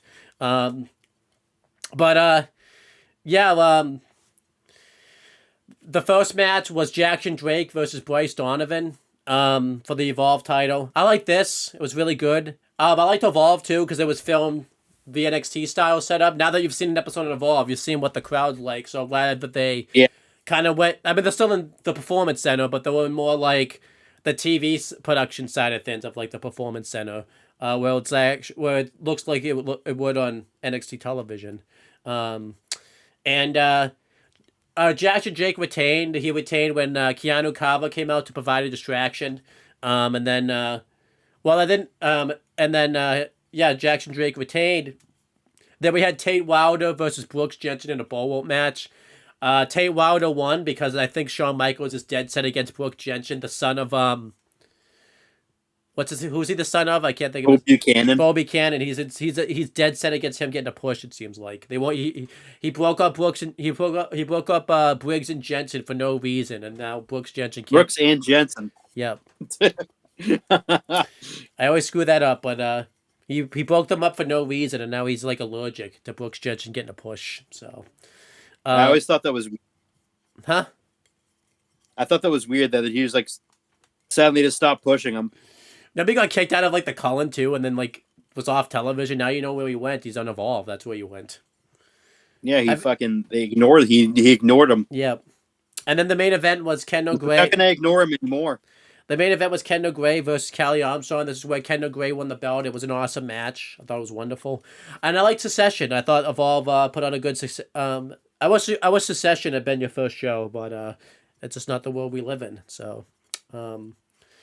But yeah, this is it's kind of a big thing. I put this. I figured I'd let you talk about it. You watched Evolve last week, and there's no Evolve this week because it's the holidays. So, unless they're gonna do a clip show or something, but they didn't advertise anything. Like everything they advertised coming up was for 2 weeks. But just mention first impressions, things you saw in Evolve that you liked, disliked, anything. I honestly like going into it. I was intrigued because Timothy Thatcher had announced that he was going to have a surprise tag team show up to take on. I think it was Swipe Right. I think no, it was the two other people. It was I don't know the name because it's the first show I ever watched. Yeah, I forget their names. They're fairly new, and it's two like Performance Center like athletes and stuff. And I was fairly impressed. It was OTM, and apparently OTM are the faces in this on this brand, which is interesting. Yeah. They won. I liked the match. I thought it was a good match. I liked it. I'm actually like highly impressed with this show. Like I am. It's definitely a developmental show, as you can see by it. But I was super impressed by it, and I will be watching. It's good to know. Now you can cover Evolve every week with me when you watch it. So I've liked it. did you watch Weird any? because I don't usually like watching fucking C shows or D shows or F to Z shows. Yeah. So, you watch any? Did you see I, anything else that you liked from Evolve? Because there was anything else you liked? there was quite a few things. The talent's really good. Trill Williams. Yeah, I like him. He was on LFG season 2. Trill London. Trill London. Yeah, he was. He played in the NFL. Love him. He played for the Dolphins, so It's really weird he I played hate for the it. NFL because he doesn't look like he has. I'm assuming he got cut because he probably didn't have the size because he doesn't. He moves around like he's a. He ended up getting an injury. Okay. I think he forget when it was, but I think he tore his ACL at some point. And he was in 2022 he tore his ACL, and the Dolphins released him as a part of Final Cutdown Day in 2023, and then he just became a wrestler the following year, and he's been very good. Yeah, he was I'm on. highly impressed. He was on LFG season 2, and he looked good, and I'm happy. That fucking flip dive he did over the top rope is nuts. Yeah, I feel I honestly like he's ready for NXT television. I think probably He reminds me a lot of like Javon Evans, and it's insane. Like the compare, like I can see it between them. Yeah, he's really good. Very similar styles, and I think that Trill London's very very much ready. What do you think of Swipe Right? I remember you had some thoughts about them. Oh, Swipe Gay, yeah. I mean, I can see why they're heels. Very much so, but yeah. Definitely not my favorite team. They are better than what they were in the beginning. I feel like they're improving week to week. Because in the beginning they weren't that great, but obviously I could say this now. They lost Zeta Steel because Zeta Steel was like with them and everything like that, and then it's just them now.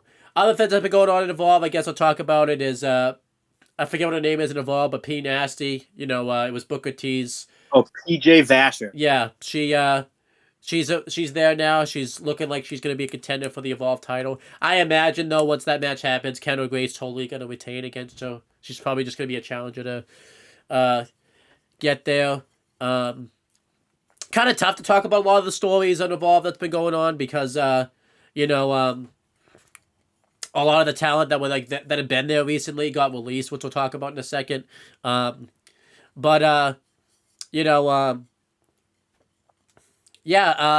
enjoyed Evolve the past couple of weeks.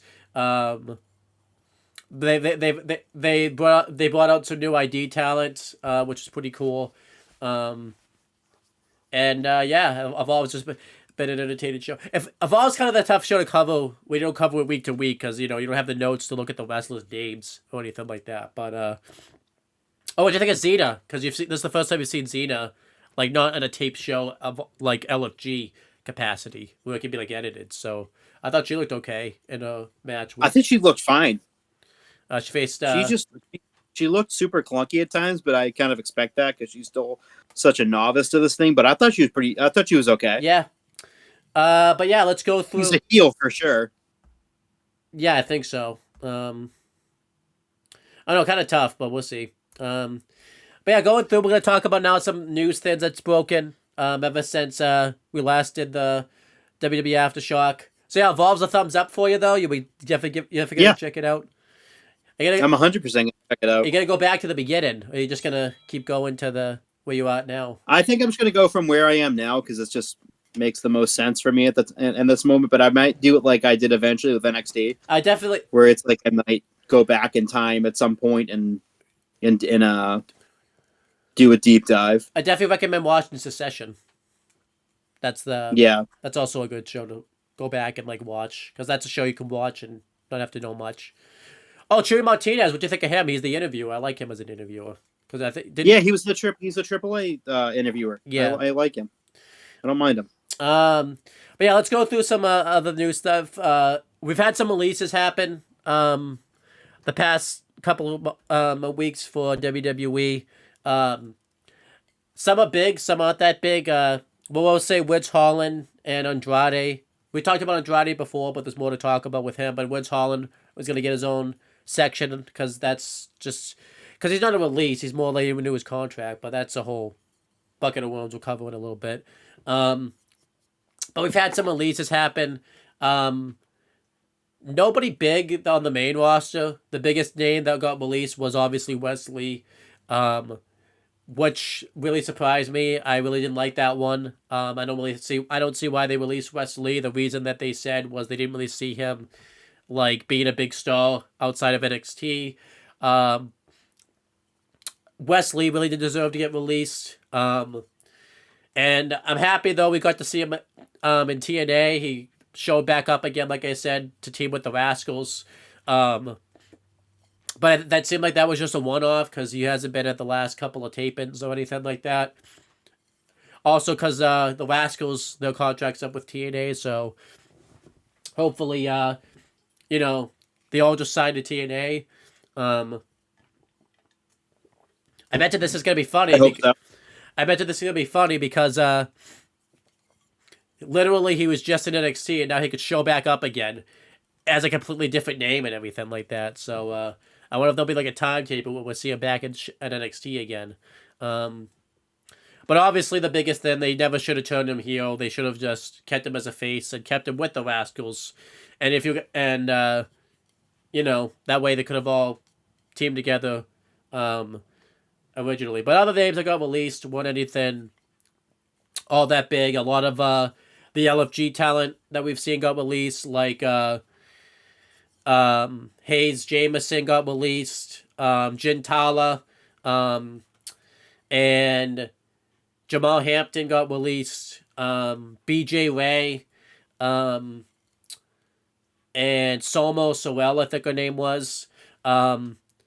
Obviously, this is kind of a big deal because it's obviously delayed the taping of Season 3 of LFG because obviously a lot of that talent was there and they were probably going to be on Season 3, so now they have to delay that.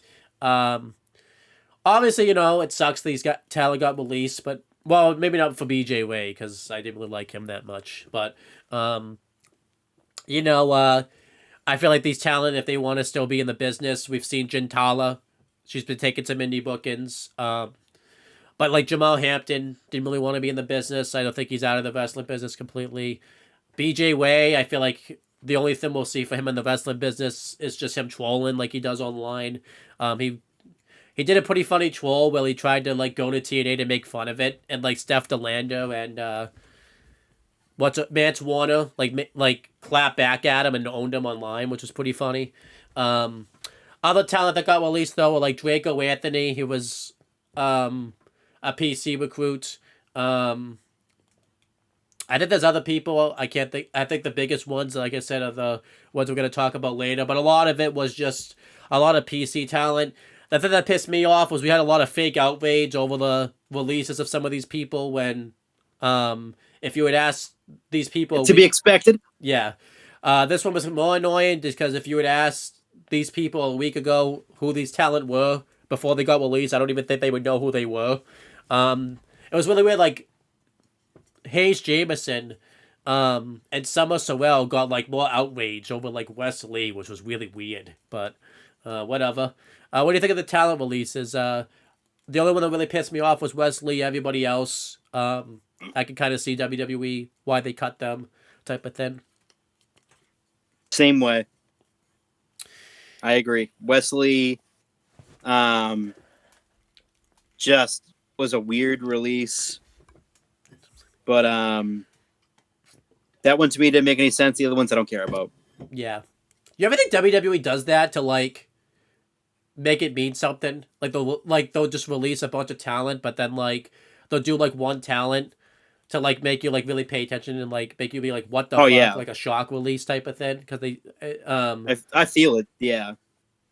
Because sometimes but yeah, and then, anything. You're gonna talk about the Andrade thing. it's going to be a long thing to talk about because this Andrade shit's really bundled over these past few months. Um, I don't know if you could talk. it's really weird. Like no one fucking knows whether it's a year or not a year. But to me, it's just really, I just don't know what the fuck's going on with him. Because WWE released him because he failed the wellness policy twice. He was doing the same shit he was doing in fucking AEW. I just don't know. Like, it's just the return. Like the return was great, but like he randomly appeared on AEW TV, and then he couldn't because there was a non-compete clause, and now instead of it being just it's in the whole world, he can't wrestle for a year. I don't know what the hell is going on with it. It is such a complicated thing. I just have no clue. Yeah, it's very complicated.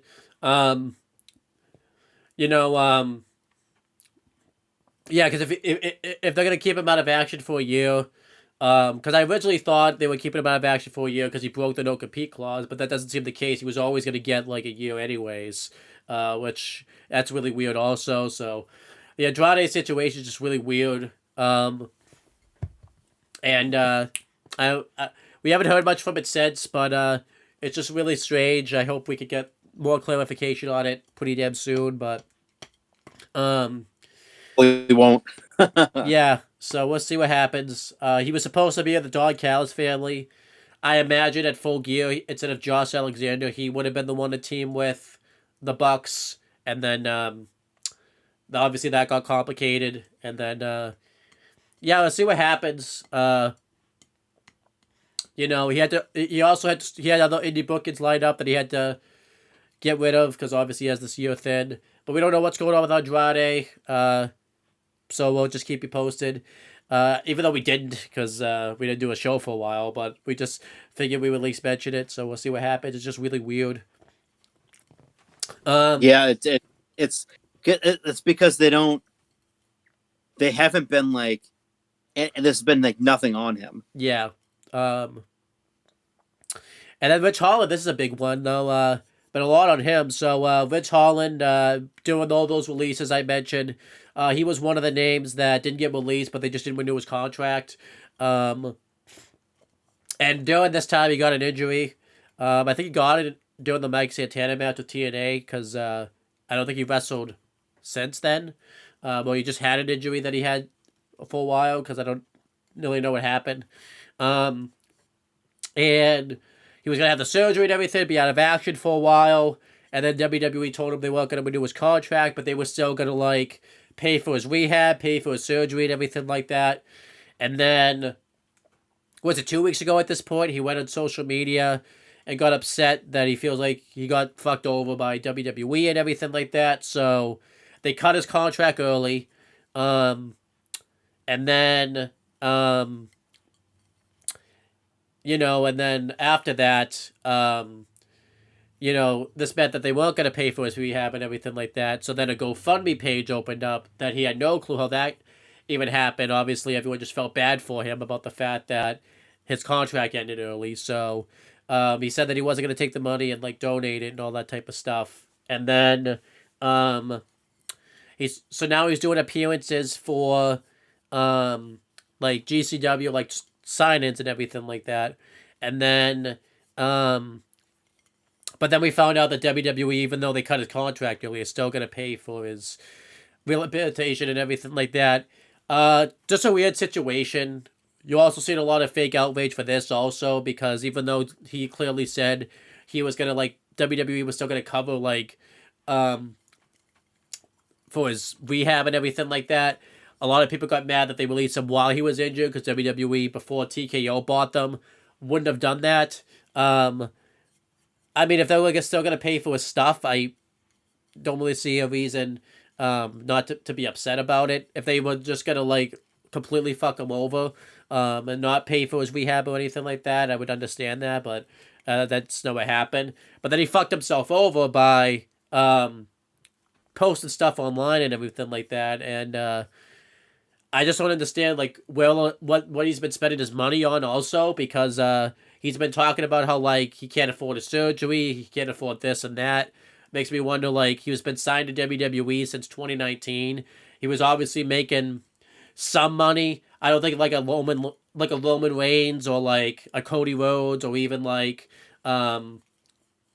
maybe like an Aleister Black type of contract, but he had to have something because he was on the main roster contract for a while. He was, you know, in a future enough spot and probably could have saved enough money to pay for all his stuff. I don't know what the hell how he doesn't have all this money all of a sudden now.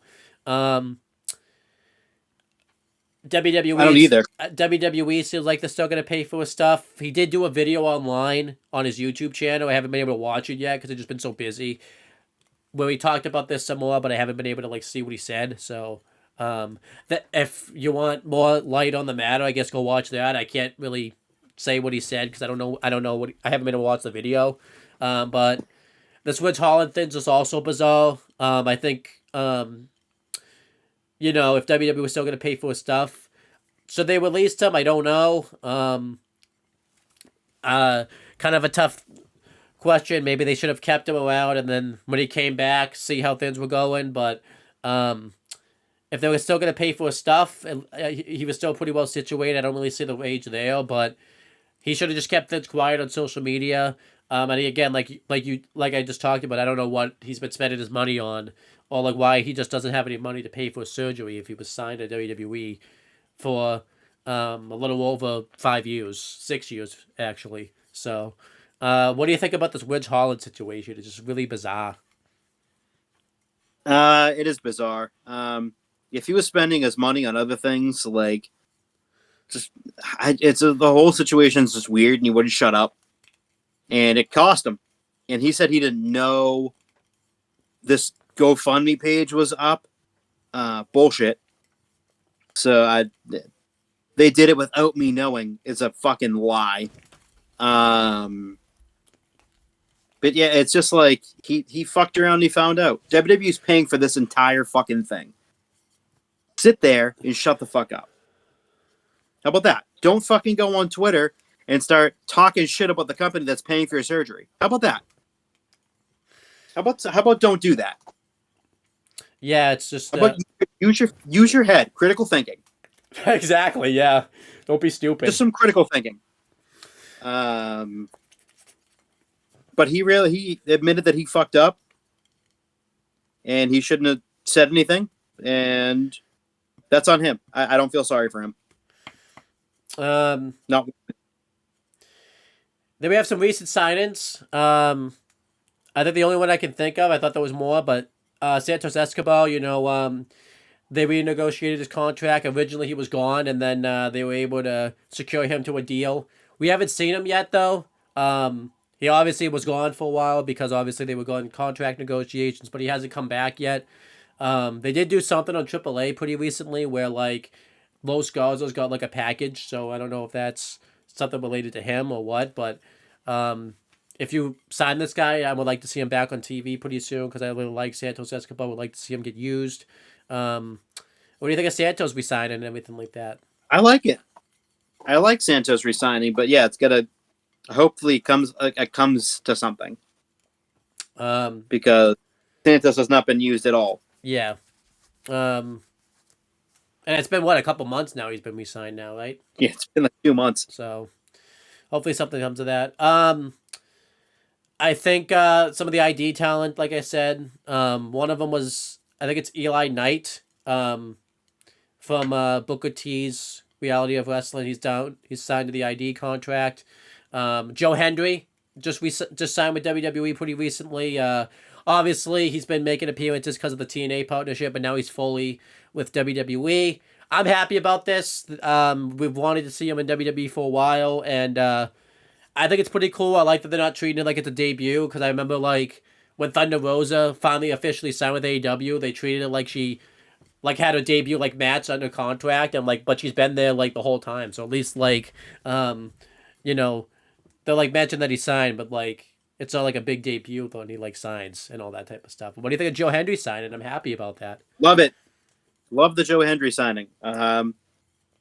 it's been amazing. He's been a part of the WWE family and for quite a bit now. Going back to like last year, doing a lot of stuff with NXT, where he had that unique deal where he could train at the Performance Center and he could be on NXT TV because they just let him do it. Yeah, I think he's going to be a huge asset for WWE. Anybody else sign that I'm forgetting? Did anyone else sign a contract or anything like that? No, I haven't seen anyone yet. So, speaking of someone that might sign, though, I'm gonna let you talk about this because you haven't talked for a little bit. Chris Jericho has been saying some things and making us question his future. Why don't you talk about that? Yeah, so Jericho's contract's coming up in the next month. I know we've been obsessing over it as fans, but he keeps talking, and I will keep listening. He most recently did a busted open appearance, and he said that TNA feels like the biggest is the number 2 company in the world behind WWE, which is interesting because his current employer, he didn't even mention them.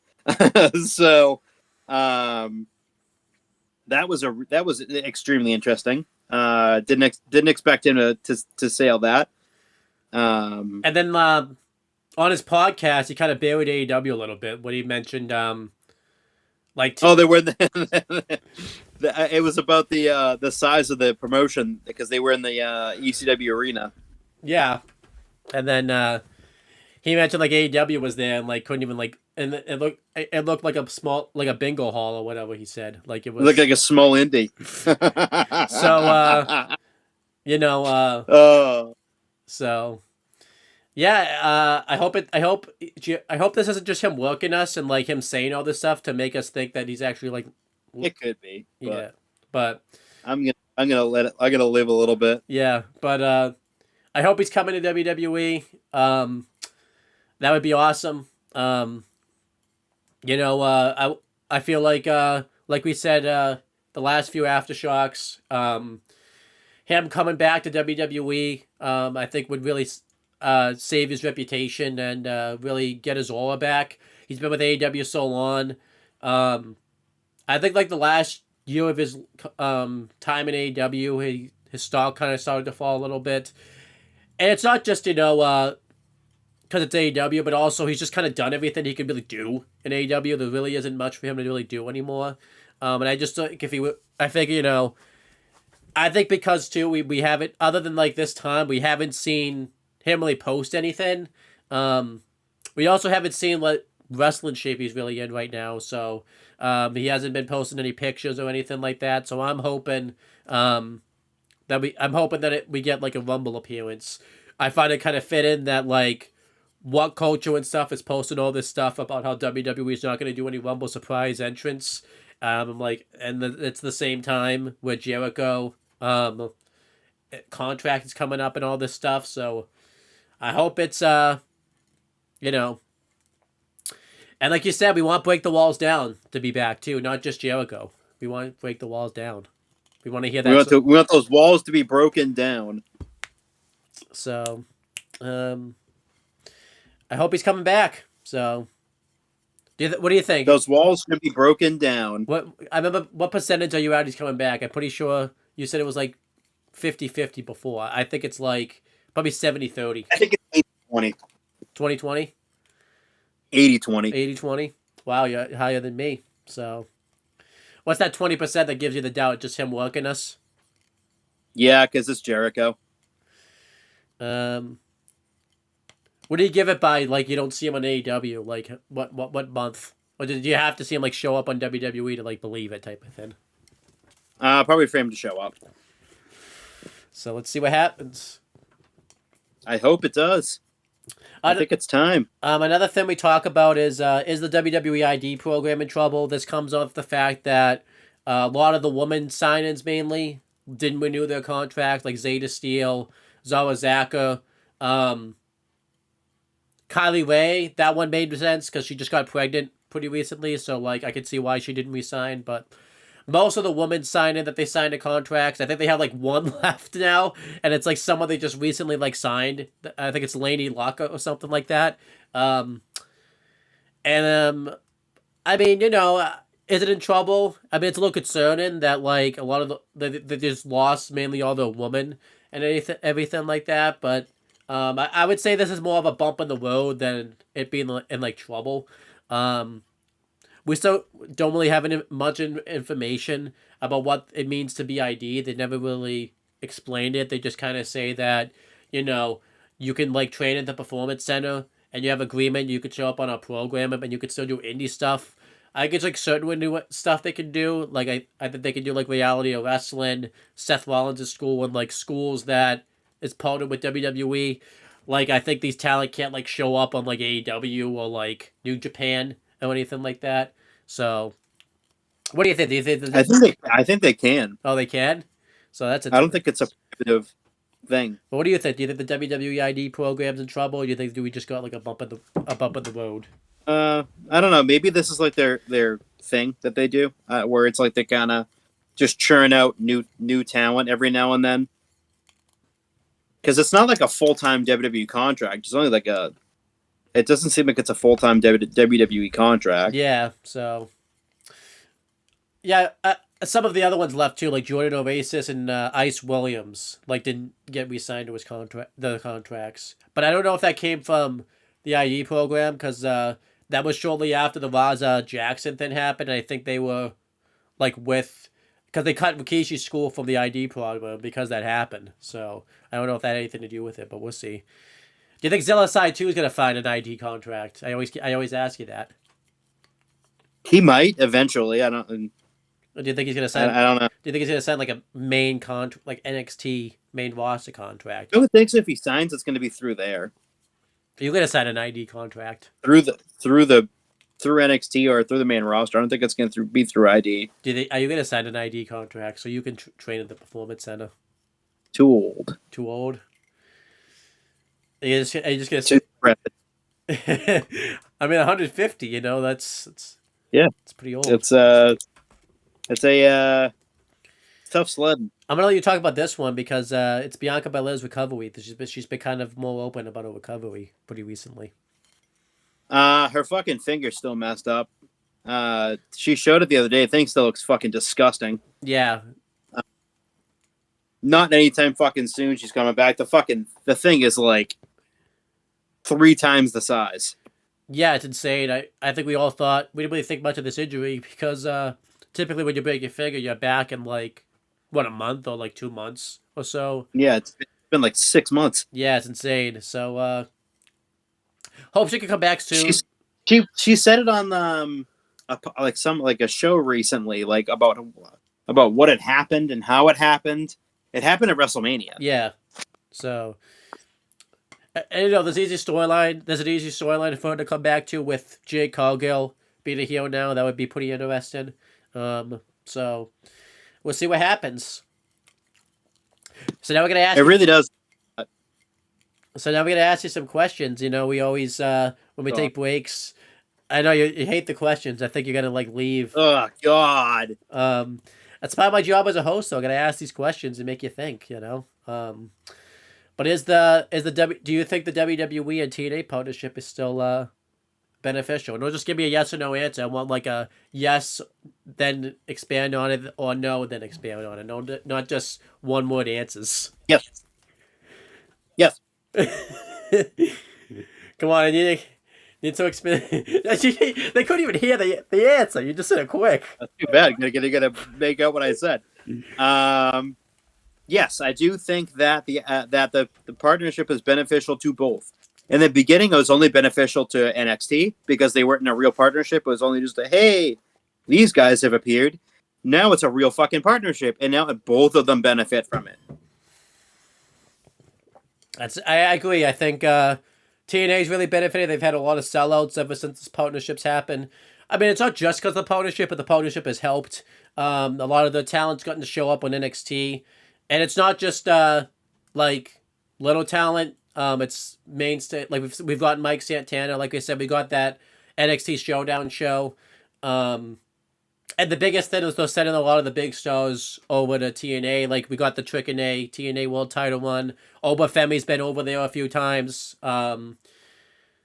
I mean, when he was with the company, Wesley went over there. I mean, we could say a lot of shit, but they've sent Fatal Influence over there. That's a big NXT like group. And it's not one way. The NXT talent's putting over TNA, the TNA's talent's putting over NXT. And I think what the thing I like about it is sometimes you'll get a lot of interaction, sometimes you'll get nothing. I would say right now it's probably at the middle stage where they've sent some talent over there, but it's not like big talent right now. But it's like, it also gives the NXT talent that not doing anything something to do, like Charlie Dempsey, who hasn't really been doing much. Now he can do something in TNA, which is cool. So again, gonna ask you another question, and again, you have to expand. Gotta expand upon You and your fucking questions. Gotta expand upon it. Is WWE buying AAA? Is that still beneficial? Yes, 100% yes. Partnership has worked. Not the partnership; they fucking own the company. It's been great for all around. It's really brought a new set of eyes to their product that they were hoping for. People who have never watched AAA before or Mexican wrestling, this is their first experience. And despite the fact that it's on super late on the East Coast, I think it's really been successful. Yeah, I agree. I've watched AAA. I like that AAA is still doing their shows. Like, it's not like... Well, to be fair, ROH was a dead company, but it's not like, when AEW's bought ROH, it's like only really... The shows only really happen through the AEW banner. It's essentially AEW Dark / Elevation, just with the ROH name all over it now. So they're still like one of their shows. I hope they can get like a TV deal or something, because one thing that kind of sucks is I don't really know how I can watch it live. Like, you have to wait till they put it on the YouTube channel, and by then, like, it's already happened. So like, when Ethan Page and Chelsea Green won the tag titles, the mixed tag titles, it didn't like show up on like their show for like a couple weeks because they put it on YouTube like in full. So hopefully they can figure that out. I'm still liking the partnership. I like Dom as AAA. I almost said North American champion, but it's AAA champion. Last one, I promise. You're not gonna like this question, but because a lot of people have talked about this, and again, I wrote this question down before like War Games really heated up. But a lot of people are saying this, and I think it's a lot of the people you don't like that are saying this. But I gotta ask this question: is WWE's popularity dying? Because a lot of people are saying that. Nope. You're not gonna expand on that one, are you? No, it's not. They want it to die. That's the thing. That's the funny thing is they want it to die. And guess what? Too fucking bad. That's what I have to say. Too fucking bad. Yeah, I think that WWE is still pretty popular. I wouldn't say dying. It's definitely not as popular as it was, like, obviously, like, last year. I think there's been some missteps along the way and things like that, but, like, they're still selling out the arenas. They're still, like, getting a lot of people to watch the PLEs and everything like that. The ratings are still doing pretty well for Netflix and SmackDown. I know SmackDown had a low rating during like Halloween time, but they were able to pick that back up pretty quickly. I'm not really concerned there. I imagine like once War Games is over and like John Cena's last match is over, they'll go into a little bit of cruise control because again it's the holidays. Not really anyone's kind of paying attention to wrestling. We're about to head to WrestleMania season again. I think the biggest thing is obviously the company isn't as great as it was. I still think it's good, but obviously there's been some missteps this year, like we talked about. We're probably going to do a video about that, but I wouldn't say the popularity is like dying. I feel like the people that are saying that are like the cynical fans, the Meltzers of the world. So, I did say a little bit ago I was going to give you a chance to rant on all these news sites like Meltzer and Vince Russo and things like that. We're about to end the show. This is your chance to rant on them. Vince Russo, Dave Meltzer, and all them that either like... Remember when Russo said that he, come his birthday in January, that he was never going to fucking talk about wrestling ever again? And now that motherfucker lied through his teeth. He owns a company now. I think. The shittiest thing they could have done was bring in that fucking idiot. But his fan base likes it because he said it's going to be like the Attitude Era. Bro. Go with the Attitude, bro. I'm never going to watch it, so I don't fucking care. I will never watch JCW Lunacy. Just in spite of him. But his stupid fan base likes it, so... This is the best wrestling I've ever seen. Vince, you're amazing. That's the fucking comments in every single one of his Twitter posts. You're so great. I think okay. This dude already has a ginormous ego. You don't have to fucking keep stroking it. What about Dave Meltzer? I said we give a chance on Meltzer too. I've never seen a bigger fucking liar in the wrestling industry than Dave Meltzer. And I did think that was physically possible to outlie like Vince or... but it's hilarious. He thinks he knows what's best. And in reality, he's like fucking 3 for 1,000, so congratulations. Remember the AI story you got one pretty recently? Oh yeah, he thought that was that was going to be the zinger. Where they use AI. No, they don't. So nice try. Once again, wrong. Just wrong. What else did he get? Something else? Just wrong. Did he get something? Oh, he got something else. He got the Austin Theory thing joining the Vision. Pretty one. Oh, very wrong. Very wrong. Did he get something else? He got some of it. I got the Brock part right, but the Austin Theory part was very wrong. Didn't he get something else one? Like it was like really, like not the it was the AI thing, the Austin Theory thing. There was something else he got one that was pretty laughably bad. I don't remember what it was. I don't remember either. He just got so much shit wrong. It's hilarious. I think did you send me like a list? And Cultaholic still fucking peddles his shit like he's the greatest. According to Dave Meltzer. Oh wow! Congratulations. Thanks. I'm not reading that, so that's because I know it's fucking bullshit that he comes up with this in his fucking head. But yeah, that's the end of the show. Hopefully you didn't plan anything because your whole day just got lost. It's 4:00. I didn't. So. Thank God. Probably eating dinner in like an hour, so that's great. Get to eat finally. Oh yeah. I hard-boiled eggs at like 11:30. You had a what? I had some hard-boiled eggs at like 11:30. And now this show starved you to death. Like. I am.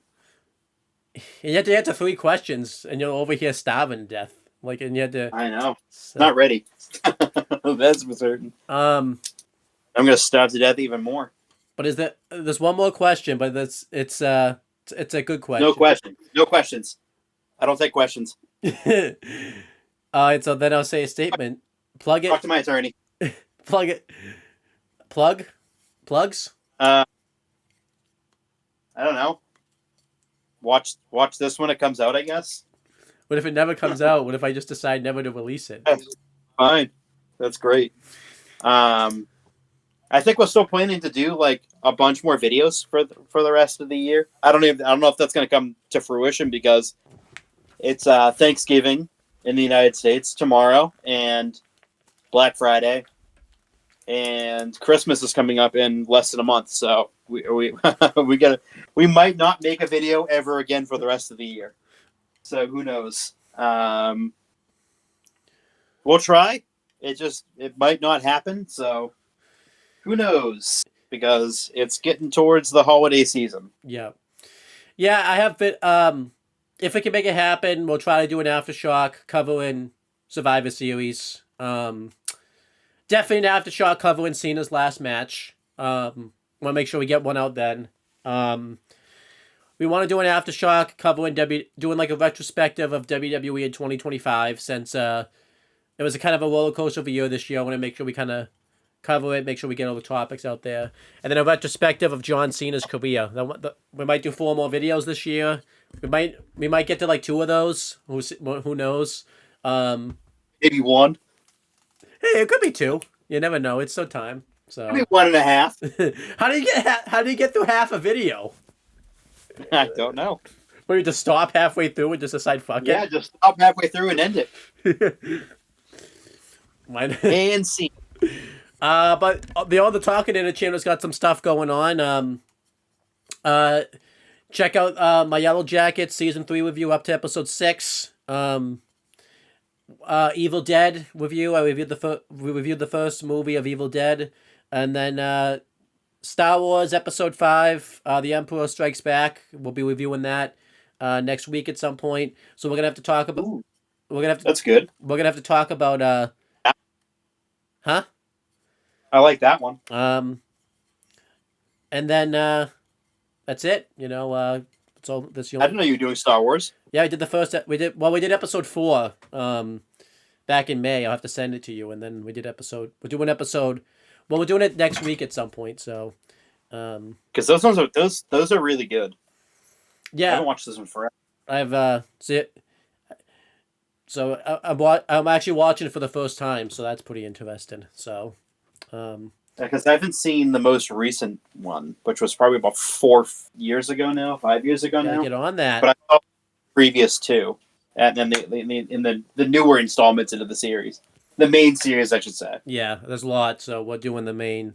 We're doing the original trilogy, and then we're doing the. Because it's weird, you have to like watch it if like in reverse. So you have to watch like the first 4, I guess, like 4 to 7 or 8. I forget how many. 6 yeah, maybe. yeah, And you have to go back and then watch the prequel afterwards, because it really, it's weird. It's weird the way they set it up. Well, we're doing it. You have to watch it out of order. Well, we did it. We had. I originally had the option, but then in 2024, the guy who voiced Darth Vader passed. So we figured we would do it. Yeah, James Earl Jones. So we figured we would do it in reverse to pay tribute to him, because it wouldn't really make sense to do the first, because he's not technically in the episode. No, because it's who the fuck is his name? Something Christian. I forget his. Yeah. So. Hayden Christensen. Yeah. So. Is in the first. It's in the prequel as Anakin, and then when he becomes Darth Vader, then it's James Earl Jones. Yeah. So we wanted to do it that way, but yeah. Check out all that stuff. Hey Chris, I might finish Yellow Jackets by the next time we do Aftershock, Ooh. which Yeah, next year. probably at this point. And that's a joke on both ways. Either on me, but not finish Yellow Jackets up till then, or us not getting the Aftershock done by then. So it's like Hey, either way. that's a joke on me and a joke on you. You did a joke on yourself there too. So That's right. So- I like to laugh at myself because I'm an idiot. but yeah, anything else you want to say before we get out of here?